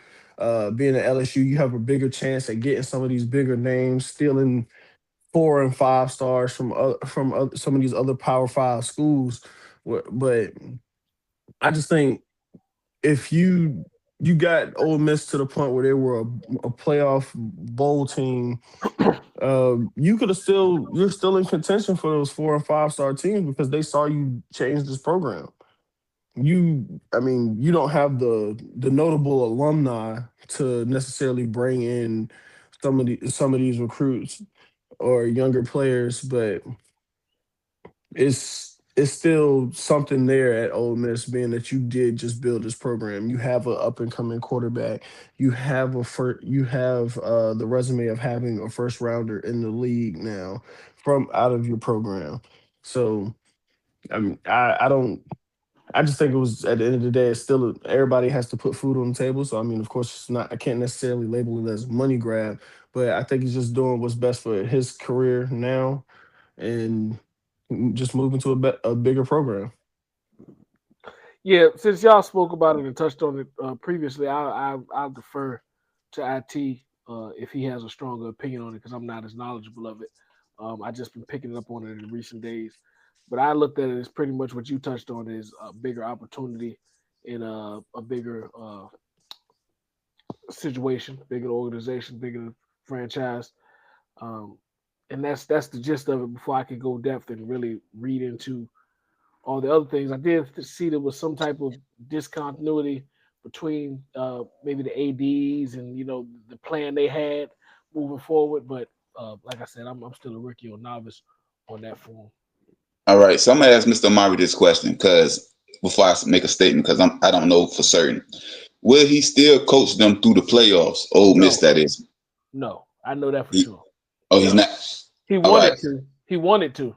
Okay. So this is what you call a legal loophole. Since it's legal and you can do it, I understand why he did it. To me, this is the same exact reason why these kids hit the transfer portal so quickly. There's no loyalty. There's no sense of duty. There's no commitment in college football anymore. It's just whoever got the biggest bag, the best team, or the bigger opportunity, whatever word you want to use. But with that being said, the flip side of that, to Mr. Amari's point, is recruiting season about to start. So if you don't get your coach now, then win, which means you're going to miss a lot of recruits, and then you get a coach. So they stuck in it's a lose-lose. It's really a conundrum. I believe after this season, I believe the NCAA will try to make a rule or try to implement harsher penalties to the coaches that lead in this way. I believe even if they 40 minutes. You said what, sir? We was talking about this at work today for like 40 minutes. They're saying, or what the point that was brought up was, and not to segue off of Lane Kiffin if y'all want to go back there, but they were saying this is a moment where we are realizing why they didn't pay college athletes previously. Because we're only like 3 years into it, but we're at the point now where we're realizing the ramifications and the consequences of the NIL, the transfer portal, and paying these athletes, where though, like you said, there's no loyalty. There's no stick it out. I'm going for the best offer, and I'm moving to the best offer. But with all that being said, if you're allowing the players to do it, how can you look down on the coaches for doing it? And that was what the debate we was having for about 30, 40 minutes this morning. What was your position on it? it sat in with me. Like you know that meme where they be like, at this point you knew you effed up. Like I was big on paying the athletes, and I'm still not against it. I just feel like they have to find some type of cap where they can cap off how much you're able to offer these players. But this is a byproduct of paying college athletes. Now they are not loyal to anyone outside of who is giving them the best monetary deal. Which you can't, at the end of the day, you can't be mad at somebody taking the best monetary deal. Like Amari said, it's my decision to make for me and mine. But this is what you get. This is a byproduct. So it never settled on me. But this Lane Kiffin moment right here, I think it will be looked back upon as maybe not a turning point, but at least a big point in a change. Kind of what you was hitting at. And I do believe this is a turning point. Like, so you don't believe that it may be. I believe this is a defiant. Well, it might be. I'm just not certain. I believe it's certain things. I'm gonna give you an example. Kenny Pickett. I remember when he did the fake slide. Up until that point, it was never a rule against a fake slide. Nobody thought about it. I never seen a quarterback do it until I seen Kenny Pickett do it. The next week, they outlawed it. New rule. I mean, they came up with that rule probably the same day, right as soon as the game was over. I say that to say this. Sometimes you see something that's so out the norm where you know this is going to change things. It has to change things. But let me ask you this question. Me and Amari was talking. I told Mr. Amari that LSU, and I'm talking about Lane Kiffin in particular, all he needs is Joe Burrow, Justin Jefferson, and Jamar Chase to come down to LSU or to go to any future recruiter or recruitee. And I believe he can get them, offense or defense. Mr. Amari's point was a defensive player may not care. But I think those three names in today's NFL can get almost any kid that's a 5-star recruit to go to LSU. What's your thoughts, Mr. KD? That's the old way, where the influence of the stars in the room meant something. But if you only offering me this, and this team is offering me this, I don't care who in the room. It could be just me, my mama, and the agent in the room. If your offer meets, so you said the new way is where the cash at. Yeah, I don't care what you could tell me what Joe Burrow or Justin Jefferson or Jamar Chase. They could tell me whatever they want about the campus, but this campus ain't offering me what. They're not signing for half. They're not paying me half of my NIL. Yeah, I don't care. Yeah. It's money now. Like right now, at this point, you don't even got to bring the the big name or the notable people. You ain't got to bring that. Just show me the number. I'm gonna get to the next topic. Sorry, I ain't trying to stay on it, but that's why Nick Saban said I gotta go. Yeah, he's seen the writing on the wall. He's seen it. You know Nick Saban. Once he couldn't coach the kids anymore like he wanted to, ain't no need for me to be here. ESPN is hiring. I go get me a job, sit on the desk with a mic on my lapel. He saw it was about to get wicked. You said what, sir? No, he saw it was about to get wicked. He saw the like you said, the writing on the wall, the seeds being planted. He saw it. All right, we're gonna get to the next topic. Well, we stand here on the injury report, but I'm going to you, and we're gonna talk about a little bit of NBA in particular. AD name is in trade rumors right now as he come back to play against the Lakers for the first time in LA since he's been traded. The question to you, Mr. KD, is will he be traded? Where and why? And then I got another question I got to ask you because we kind of talked about this, man. You wanted a couple of days ago on the phone. Why are so many NBA players are getting injured in today's NBA? It's on you, Mr. KD. I'm gonna hit Zion first because that's on my previous page. Zion's expected to miss some extensive time. Hey, look, hold on. I got to say this. I didn't put him up there for a reason. I keep hearing he at the point where he persona non grata. I don't even want to talk about this man no more. I'm through with him. I'm done. And I loved him. You see, I put that ED up there. I'm divorcing. I can't no more.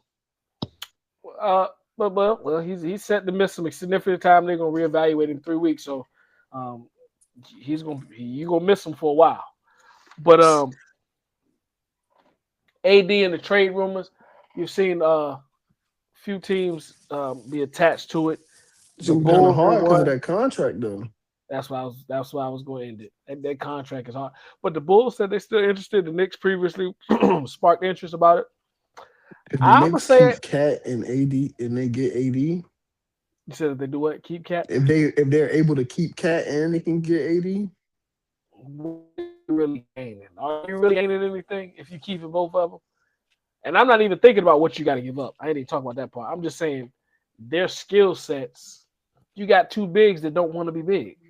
So I mean, yeah, but now you got rim protection because AD will actually play defense. you got That's what I two was thinking. bigs That's what I that was don't thinking. want to be I was saying big. this can be the softest front line you ever seen. You got two bigs that don't want to be big. So, like I'm with you, Amari. Them two be fighting over who can play the 3 and who can play the 4. As far as rim protection, I'm with you because AD does offer way more rim protection, but you can get that rim protection with Mitchell Robinson right now. So I don't know how good the Knicks would be a fit for him. Chicago, I guess I don't see that as that move. If that move happens, it probably won't even make the headlines. Like I don't see how that really shakes up. I don't really think that changes I don't really think that moves the needle for Chicago at all. It does nothing. You don't think bringing a veteran in that got a ring can help a young team like the Bulls, Mr. Amari? I don't think their roster makeup he's gonna add anything to aid that team that right now. Wherever they are right now, if you look at them as a 8 to 10 seed, you get AD, they're still gonna be an 8 to 10 seed. You think the Bulls are 8 to 10 seed team right now, Mr. KD? I think they at least top 6 in the East. Oh, I was just saying wherever they at, that's where they're gonna be. I'm saying he's not gonna move them nowhere. So if you believe in Josh Giddey and say you do say they're a 6 to 8 seed, okay, that's exactly what they're gonna be after Anthony Davis gets there. 6 to 8 seed. They're not catapulting into the top 4 or anything like that. That's what I'm saying. And me and Amari was saying you're not moving. Mr. KD, he coming back home, Mr. KD. Ain't nothing like that home cooking now. Well, your ticket sales might be better, but he wanted to be in LA so bad and instantly went to the injury report. It didn't matter. if we're talking about just tickets, he need to get to Charlotte. You need to give them some hope. Yeah, you really can. I mean, but if we're talking about on the floor, what is he going to do between basket to basket for a team, and how will he help them? Chicago, I don't really see too much of a difference. But those are the two teams I've heard. Like Amari touched on, and I was going to touch on that contract is going to be hard to maneuver.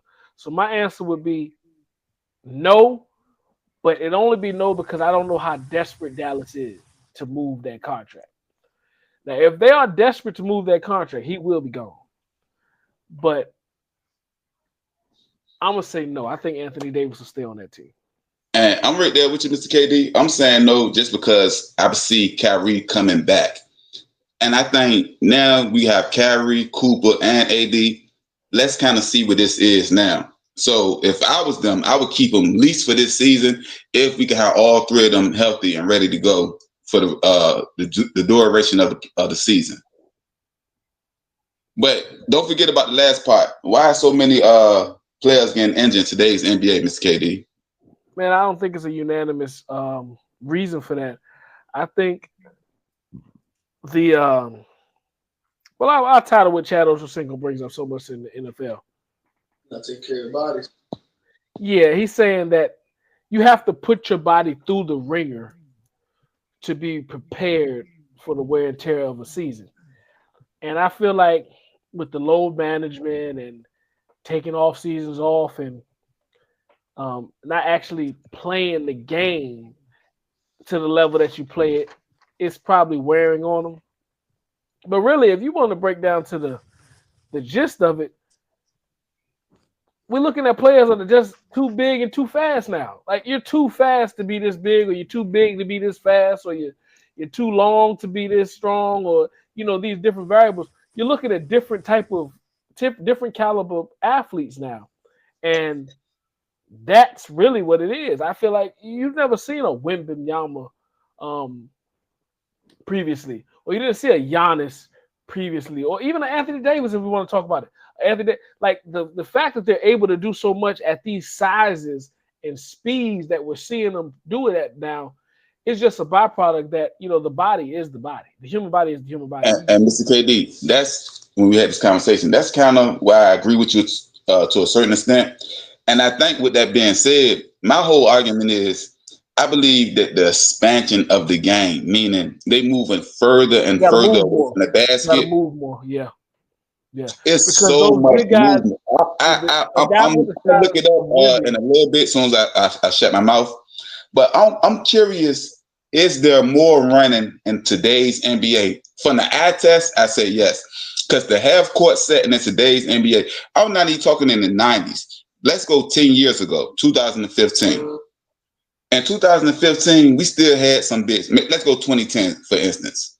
I believe the Lakers and either it was 09. You can run the triangle. In the 2010, you can run the triangle. You can't run the triangle no more. When that championship, I think they had Paul Gasol. They had, did they have Andrew Bynum? Please correct me if they had Andrew Bynum. Yeah. But and they had Lamar Odom one year. So you got 3 teams. Like when you was 6'10", you ran down to the post and you can lean on a man for 13 seconds until the ball come. But now you ain't running to the. You may run to the post, then you got to go to the corner, then you got to go to the top of the key, then you got to go to the bank spot. This all in one play. Shout out Golden State. To your point, when you are Giannis, AD, Wembanyama, 6'10", 6'11", 7'3", and you doing all this movement, to your point, I think the body can only take so much herk and jerk, stop and go, full acceleration. Because when you look at how people close out the 3-point line versus everywhere else, you run to the 3-point line to try to push them off the 3-point line. So it's almost a run and instant stop. And that right there, that's why I think you got so many Achilles man pull and all this. And I'm just naming the big guys, but this goes for the guards also. It used to be just Reggie Miller, Steph Curry, Rip Hamilton. They was the only ones running around off multiple picks and screens. Now we got NBA plays where it's 3 players doing exactly what Steph Curry doing on each and every possession. Prime example of this, and I'm gonna shut up. Say his name. Dellavedova. He almost died out there trying to check Steph Curry in the finals that year, that 2016 year, just chasing him. He wasn't even playing offense per se, just chasing him. Now you take that and look at like Tyronn Lue when he had to check AI in the finals. He ain't almost there. AI was gonna be at the top of the key or at the wing, and he coming at you full steam. But he wasn't going baseline to baseline, baseline to baseline. So what you think about that, Mr. KD? Yeah, that's a good part because the evolution of the game has put more of an emphasis on spacing. Therefore, we were saying, the bigger guys, we're not trying to have you catch it beyond the 3-point line and then go to work. We're setting you up where you can catch it on the block, and you only have to cover a certain amount of space before you add the basket. Now we got the Wembanyama's, the Giannis's, the Joel Embiid's, the Nikola Jokic's, where they're bringing the ball up the court the whole game. And it's really a wear and tear. Like you're adding, it's like a car, man. The more travel you put on that car, the more miles it's going to accumulate, and eventually something's going to happen. You better get that oil change or that tune up or whatever it may be. But the evolution of the game, the spacing of it, the attention that's paid way beyond the 3-point line now. Like really, you didn't have to focus. The focus wasn't as alarmed as these Steph Curry shots, these Trae Young shots, Dame Lillard shots that they're pulling up for that you have to defend now.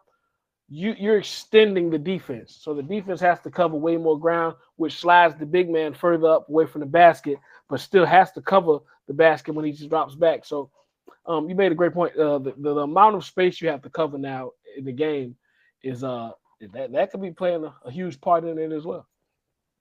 Because you could change the formula of the game, the impact of the spacing of the game, but the human body is still the human body. So yeah, so I just looked it up, just a quick Google search. They said, yes, today's NBA players are running further and faster than ever. They said they've been tracking it only since 2013. So they're saying they're putting in more miles, and and the players are running even faster than they did before. And I think that's a direct correlation to what we're seeing. No. I had to look it up just to fact check it, but That's why I believe, just my eye test, me watching the NBA for over 30 years, I see it. There's no more Charles Oakley who just gonna sit on a low block and Bill just Laimbeer. No. ain't no more of that. Just I'm not going past the like We even when gonna somebody like articulate it Tim when Duncan, you gotta come out here and guard. You gonna have to guard. You gonna have to move your feet. We about to and put you out here with this Steph is the Curry. You gotta move your feet. Carl Anthony Towns is suffering from. Because in the 90s, he would have been almost damn near a Hall of Fame player because he wouldn't have to do all that pick and roll, standing out there at the 3-point line. He can go straight to the block, give you 20 and 10, and go home every night. All right? So we're going to get to our next topic. And Mr. KD, you kind of inspired this. So tell Mr. Murray what happened that got you kind of in a kerfuffle when it came to T.O. I feel like too many people are disrespecting Terrell Owens and his legacy and what he is as a receiver in this game. So I saw a poll on YouTube where they had, I want to say it was Andre Johnson, Larry Fitzgerald, T.O., and one more person. But T.O. was last out of all the four. And I said, oh, this is crazy. So yeah, it definitely sparked me. And I kind of told you that this is an age thing. And in 10 years, I'm telling you, Antonio Brown will be a top 3 wide receiver on most lists. It's just, I think it's an age thing. I think like the further and further you're away from playing a game, and to the point that we made about LaShawn McCoy earlier, when people don't see you, like for instance, Randy Moss is on ESPN. T.O. don't work for anybody that I know of that I can say off the top of the head. So people not seeing him. So to him, T.O. is who my daddy like. I don't know him. If I'm 20, 19, 18, whatever. So with that being said, Mr. Amari, we got our keep 3, drop 5 all-time wide receivers. Set it up. It's on you, Mr. Amari. I got 8 names. Y'all fellas ready? Yes, sir. All right. So like I said, I'm coming out hot with this. First name, Reggie Wayne. I don't want him. I get to keep 3, right? I only can keep 3. Yep. Yeah, I got to drop. He's not an all-time great. I don't want him. Nah, he is an all-time great. I just don't want him. Chad Ochocinco. Oh, come on now. You put me between a rock and a hard place, but you know where I got to go. I'm keeping Chad. That's the reason I'm a Bengals fan. Come on now. I'm dropping him like the Bengals did when they sent him to the Patriots. Andre Reed. Let him go. Now, see, now you're playing with my hot strings.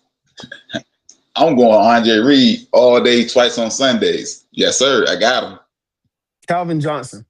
Oh, yeah. Come on now. Yeah. Megatron. Yeah. He's on the keep list. Yeah, he's a top 4 to 5 all-time wide receiver. So I'm going to go there with him. So I got Reed and Calvin Johnson. Terrell Owens. Oh, come on now. You made that easy for me. I don't want no blockers. I want receivers. Yeah, drop him. Larry Fitzgerald. This is tough because I don't know who you about to say. You wanted to talk. I mean, I still got 2 names. Right. I don't know what you about to say, man. Yeah, look, then I made it so y'all can both get 2 keeps before we got to these last 2. I gotta let him go because I don't know who next. Yeah. Larry Fitzgerald definitely over Andre Reed. I love Larry Fitzgerald, and he may be. But my Buffalo Bastards would not allow me to have him over Andre Reed on this list. So I'm gonna keep Reed, keep Megatron, and I'm sorry, Larry. Because I heard a stat, I think they said that he got more tackles than drop balls in the NFL. So he had bad quarterbacks. Hurt. He had bad quarterbacks. He had a top 20 quarterback. Top 20 in it. Yeah. I'm gonna drop. So we only got 1 left, so I'm gonna drop him to see who the last person. Yeah, I'm dropping him. No, it's 2 left. Antonio Brown. And this makes it harder because I'm an Antonio Brown fan. And I feel like for some reason, I think I know who your last name is. So that's why I don't want to just. Because I feel like your last name is my personal GOAT. So that's why it's like, yeah, I gotta throw AB in the pile. But AB is like that. I respect the volume of production he did while he was in the league consistently. His route running, his quickness, his shiftiness, his punt return ability. AB was like that. So I'm an AB fan. I'm holding off for this last name. Yeah, I think Antonio Brown is very dynamic. I think he's a great wide receiver. But if I bench Larry Fitzgerald, I got to do it to AB because I believe Larry Fitzgerald is a better wide receiver than him. What you think about that, Mr. KD, before we get to the last one? Larry Fitzgerald, Antonio Brown, who the better wide receiver? No, I just don't like your logic because Fitzgerald is a better receiver than Andre Reed too. So what's the logic? No. Andre Reed's a Buffalo Bill Hall of Fame. Went to 4 straight Super Bowls. So that's my childhood. You're not about to keep Gabe Davis? You say what? So you gonna keep Gabe Davis? No, he traded on us. He went down to Jacksonville. Get your money, honey. What's my boy? Dang, what's my boy name with the dreads? Sammy Watkins? Sammy Watkins. You gonna keep Sammy Watkins? Oh, he went to Kansas City, so he traded on you too, huh? No, but AB. I check this podcast now. Personally, me personally, I would pick AB over Fitz. Personally. Yeah, that would be different. He had a Hall of Fame quarterback. And I ain't gonna lie to you, outside of Kurt Warner, and I think it was Matthew Manna for a little bit, I don't know his quarterbacks. And I'm talking about Larry Fitzgerald. I don't even know his quarterbacks. He had trash. Kurt, Kyler, Brock Osweiler. Yeah, Carson too. Did I say Carson? But come on, man. What's this last name, man? Yeah, I need to know. Oh, yeah. Okay, so yeah. Well, Katie, you decided to keep Ocho Cinco, Calvin Johnson, and Terrell Owens. And IT decided to keep Andre Reed, Calvin Johnson, and Terrell Owens. There we go. I can live with that. And see, that was your goal. You was waiting on T.O. My goal I was waiting on with Jerry Rice. I was holding out for Jerry Rice. I couldn't pick 3 if Jerry Rice's name wasn't spoken of yet. So I was gonna ride this all the way to the end till Jerry Rice's name was spoken. If it wasn't Jerry Rice, I could take T.O., I could take Randy Moss, etc., etc. But just imagine, Mr. KD. I wouldn't have did nothing different. I said, looking back now, I wouldn't have did nothing different. No, I like mine too. But just imagine if we would have picked Antonio Brown over Terrell Owens. You could have had Larry Fitzgerald over Terrell Owens. No, I couldn't. Well, really, if we want to be realistic and we want to be unbiased, that third person, T.O. and Megatron would have been there regardless. We really would have been picking Andre Reed or Chad over whichever name you pick. But so before we get to the next topic, Mr. KD, that's the thing. I guess it's gonna be AB, Larry Fitzgerald, and Andre Reed and Antonio Brown. Give me your 4. You said AB. I mean, Chad. I'm sorry, Chad. Who you got? Just ranking 1 through 4. The ones that would have been our third wide receiver on this list. Oh, realistically, it would have been if I take biases away. Matter of fact, no, I'm not taking biases away. Chad, AB, Fitz, Andre Reed. So you think Chad is a better wide receiver than Antonio Brown? He played for the Bengals. I'm biased. Do you think Chad is a better wide receiver than Antonio Brown? I don't know how to be unbiased. I ain't gonna lie to you. That's why I picked Andre Reed. I don't either. So with that being said, this was perfect. Thank you, Mr. Amari. I like that. We're gonna get to the next topic. I'm gonna start with you, Mr. KD. The best stat stuffers in the NBA today. Who's the best stat stuffer? This is the beginning of our versus segment. It's on you, Mr. KD. Keep it simple. I think this should be a simple topic. We shouldn't stay on this too long. So you should just go ahead and flip the background for him. Yeah. You want me to put it back? Go back to last week. Yeah, so go ahead, lean out the way. Yeah, it is. man. Good.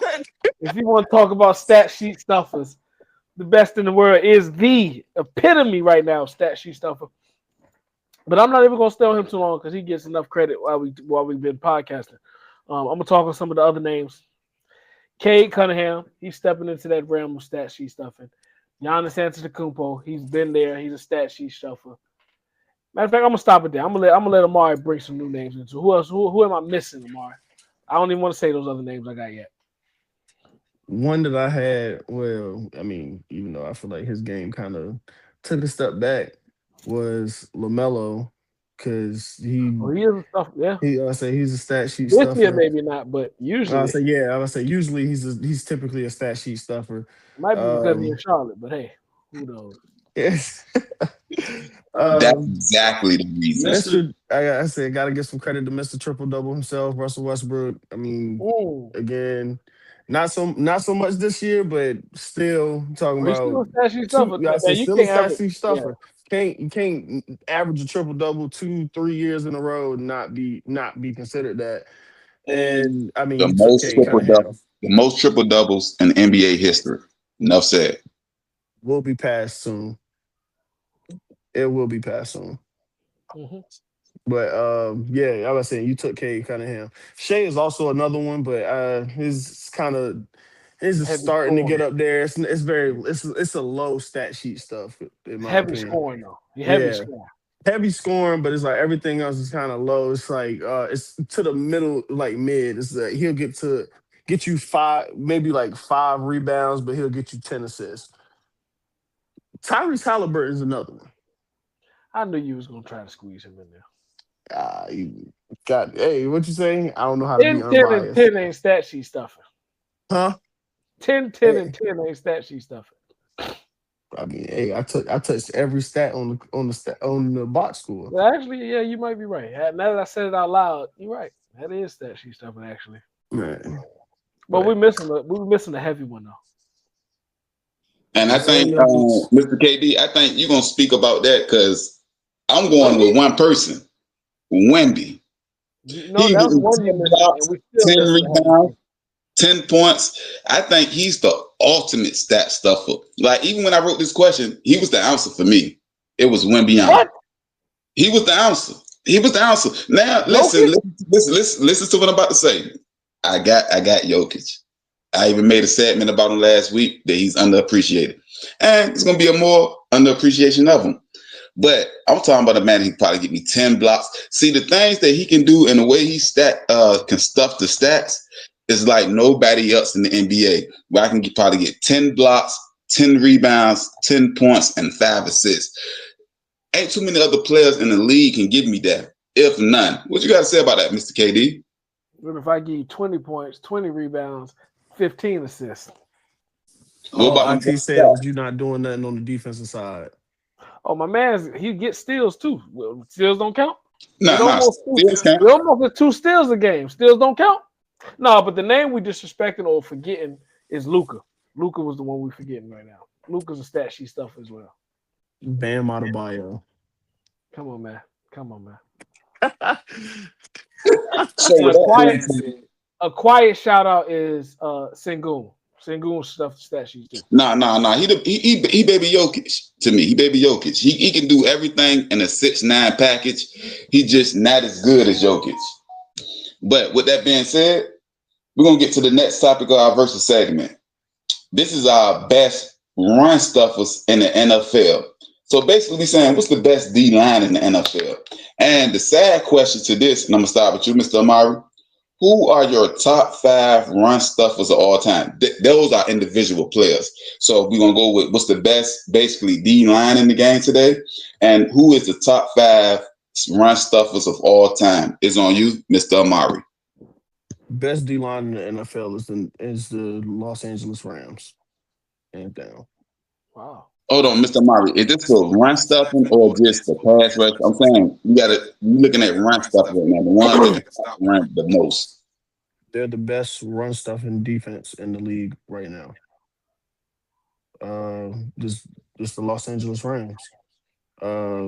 Second to them is the Denver Broncos, but it's the Los Angeles Rams. as my individual players, which I didn't know how you was taking this at first. I didn't know we were doing a whole unit, so I did individual players, and I mean, all this still came pretty evident. Has like especially when it comes to current D tackles, had Quentin Williams, Dexter No, he said all Lawrence. time. I think it's all time. No, Right? I did have Oh, all okay. time. I'm just giving some current. I'm giving my current five. Okay. I got Quentin Williams, Dexter Lawrence, Derek Brown, DeForest Buckner, and Vita Vea. All time, I have Vince Wilfork, Warren Sapp, Aaron Donald, Mean Joe Green, and John Randall. I got the same name as far as all time. So I'll start there. All time, I got Aaron Donald, Warren Sapp, Vince Wilfork, Joe Green. I got John Randall, but he didn't make my five. I slid with J.J. Watt. I had J.J. Watt on the list. You need to stop taking my notes. And even after J.J. Watt, I had Ndamukong Suh as my close one that I cut. I didn't want to cut, but that was my close cut. Man almost won a Heisman as a D tackle. Got to give him some credit. Yeah. Suh was got to give him some credit. And he told the line. But that's a good one. But we're on a total different page as far as D line run stopping right now. I don't have the Rams. Now the Rams have talent as far as versatility, but as far as run stopping, I had the Jaguars and the Seahawks, and I couldn't decide which one I wanted to go with.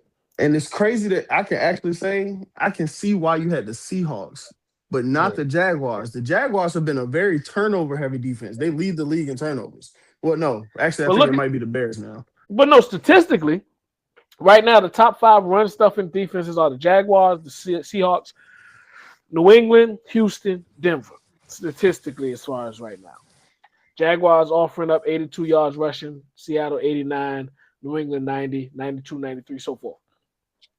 But then I looked at the players on their lines, and then Jaguars, you got Trayvon Walker, high draft pick, Josh Allen, Arik Armstead. Yeah, high draft pick. Arik Armstead coming from the 49ers, proven guy. He's relatively high draft pick. He was a first rounder. And you're like, okay, that's high level talent. Then you go to Seattle.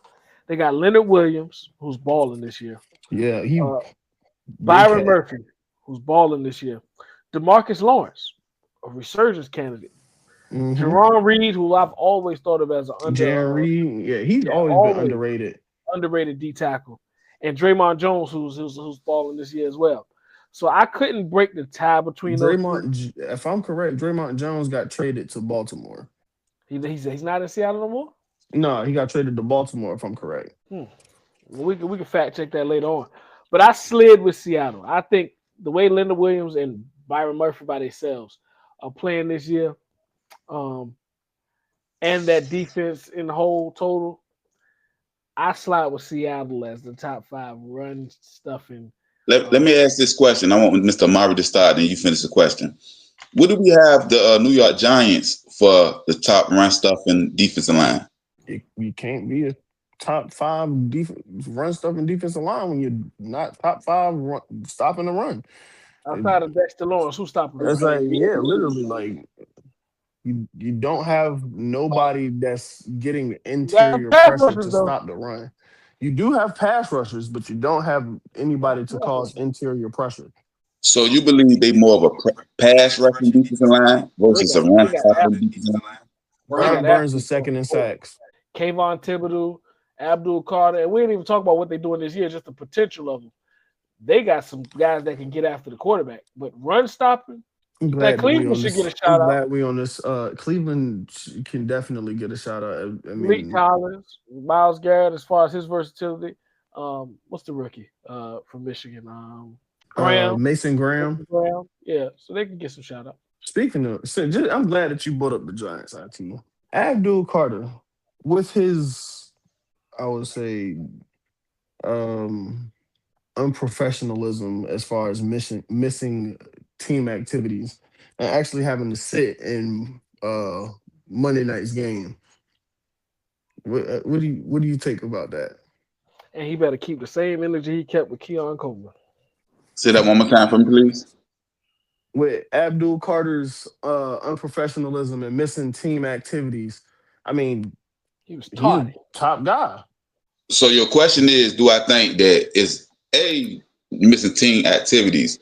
I don't know exactly what the team activity is, but if it had anything to do with practice, studying, workout, things that affect the team, like, so you miss a team activity when you talk about going bowling. That's one thing. But you miss a team activity when it's something. We're not going to penalize you for that. You said what, sir? We're not going to bench you and penalize you for missing bowling. No. And that's why I'm going at with it.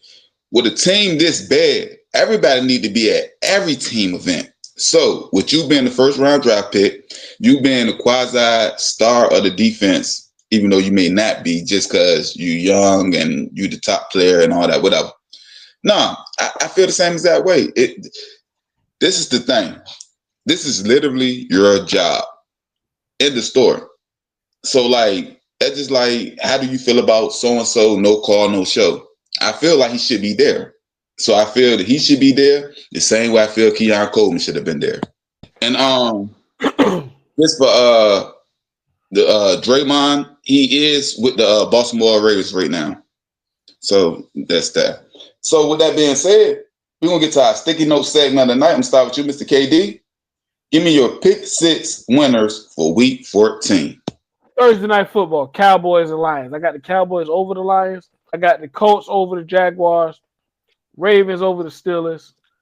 Chiefs and Sunday night football over the Texans. Eagles and Monday night football over the Chargers. And the last one to throw in there, which if you are a consistent listener, viewer, you already know, I got the Bengals over the Bills.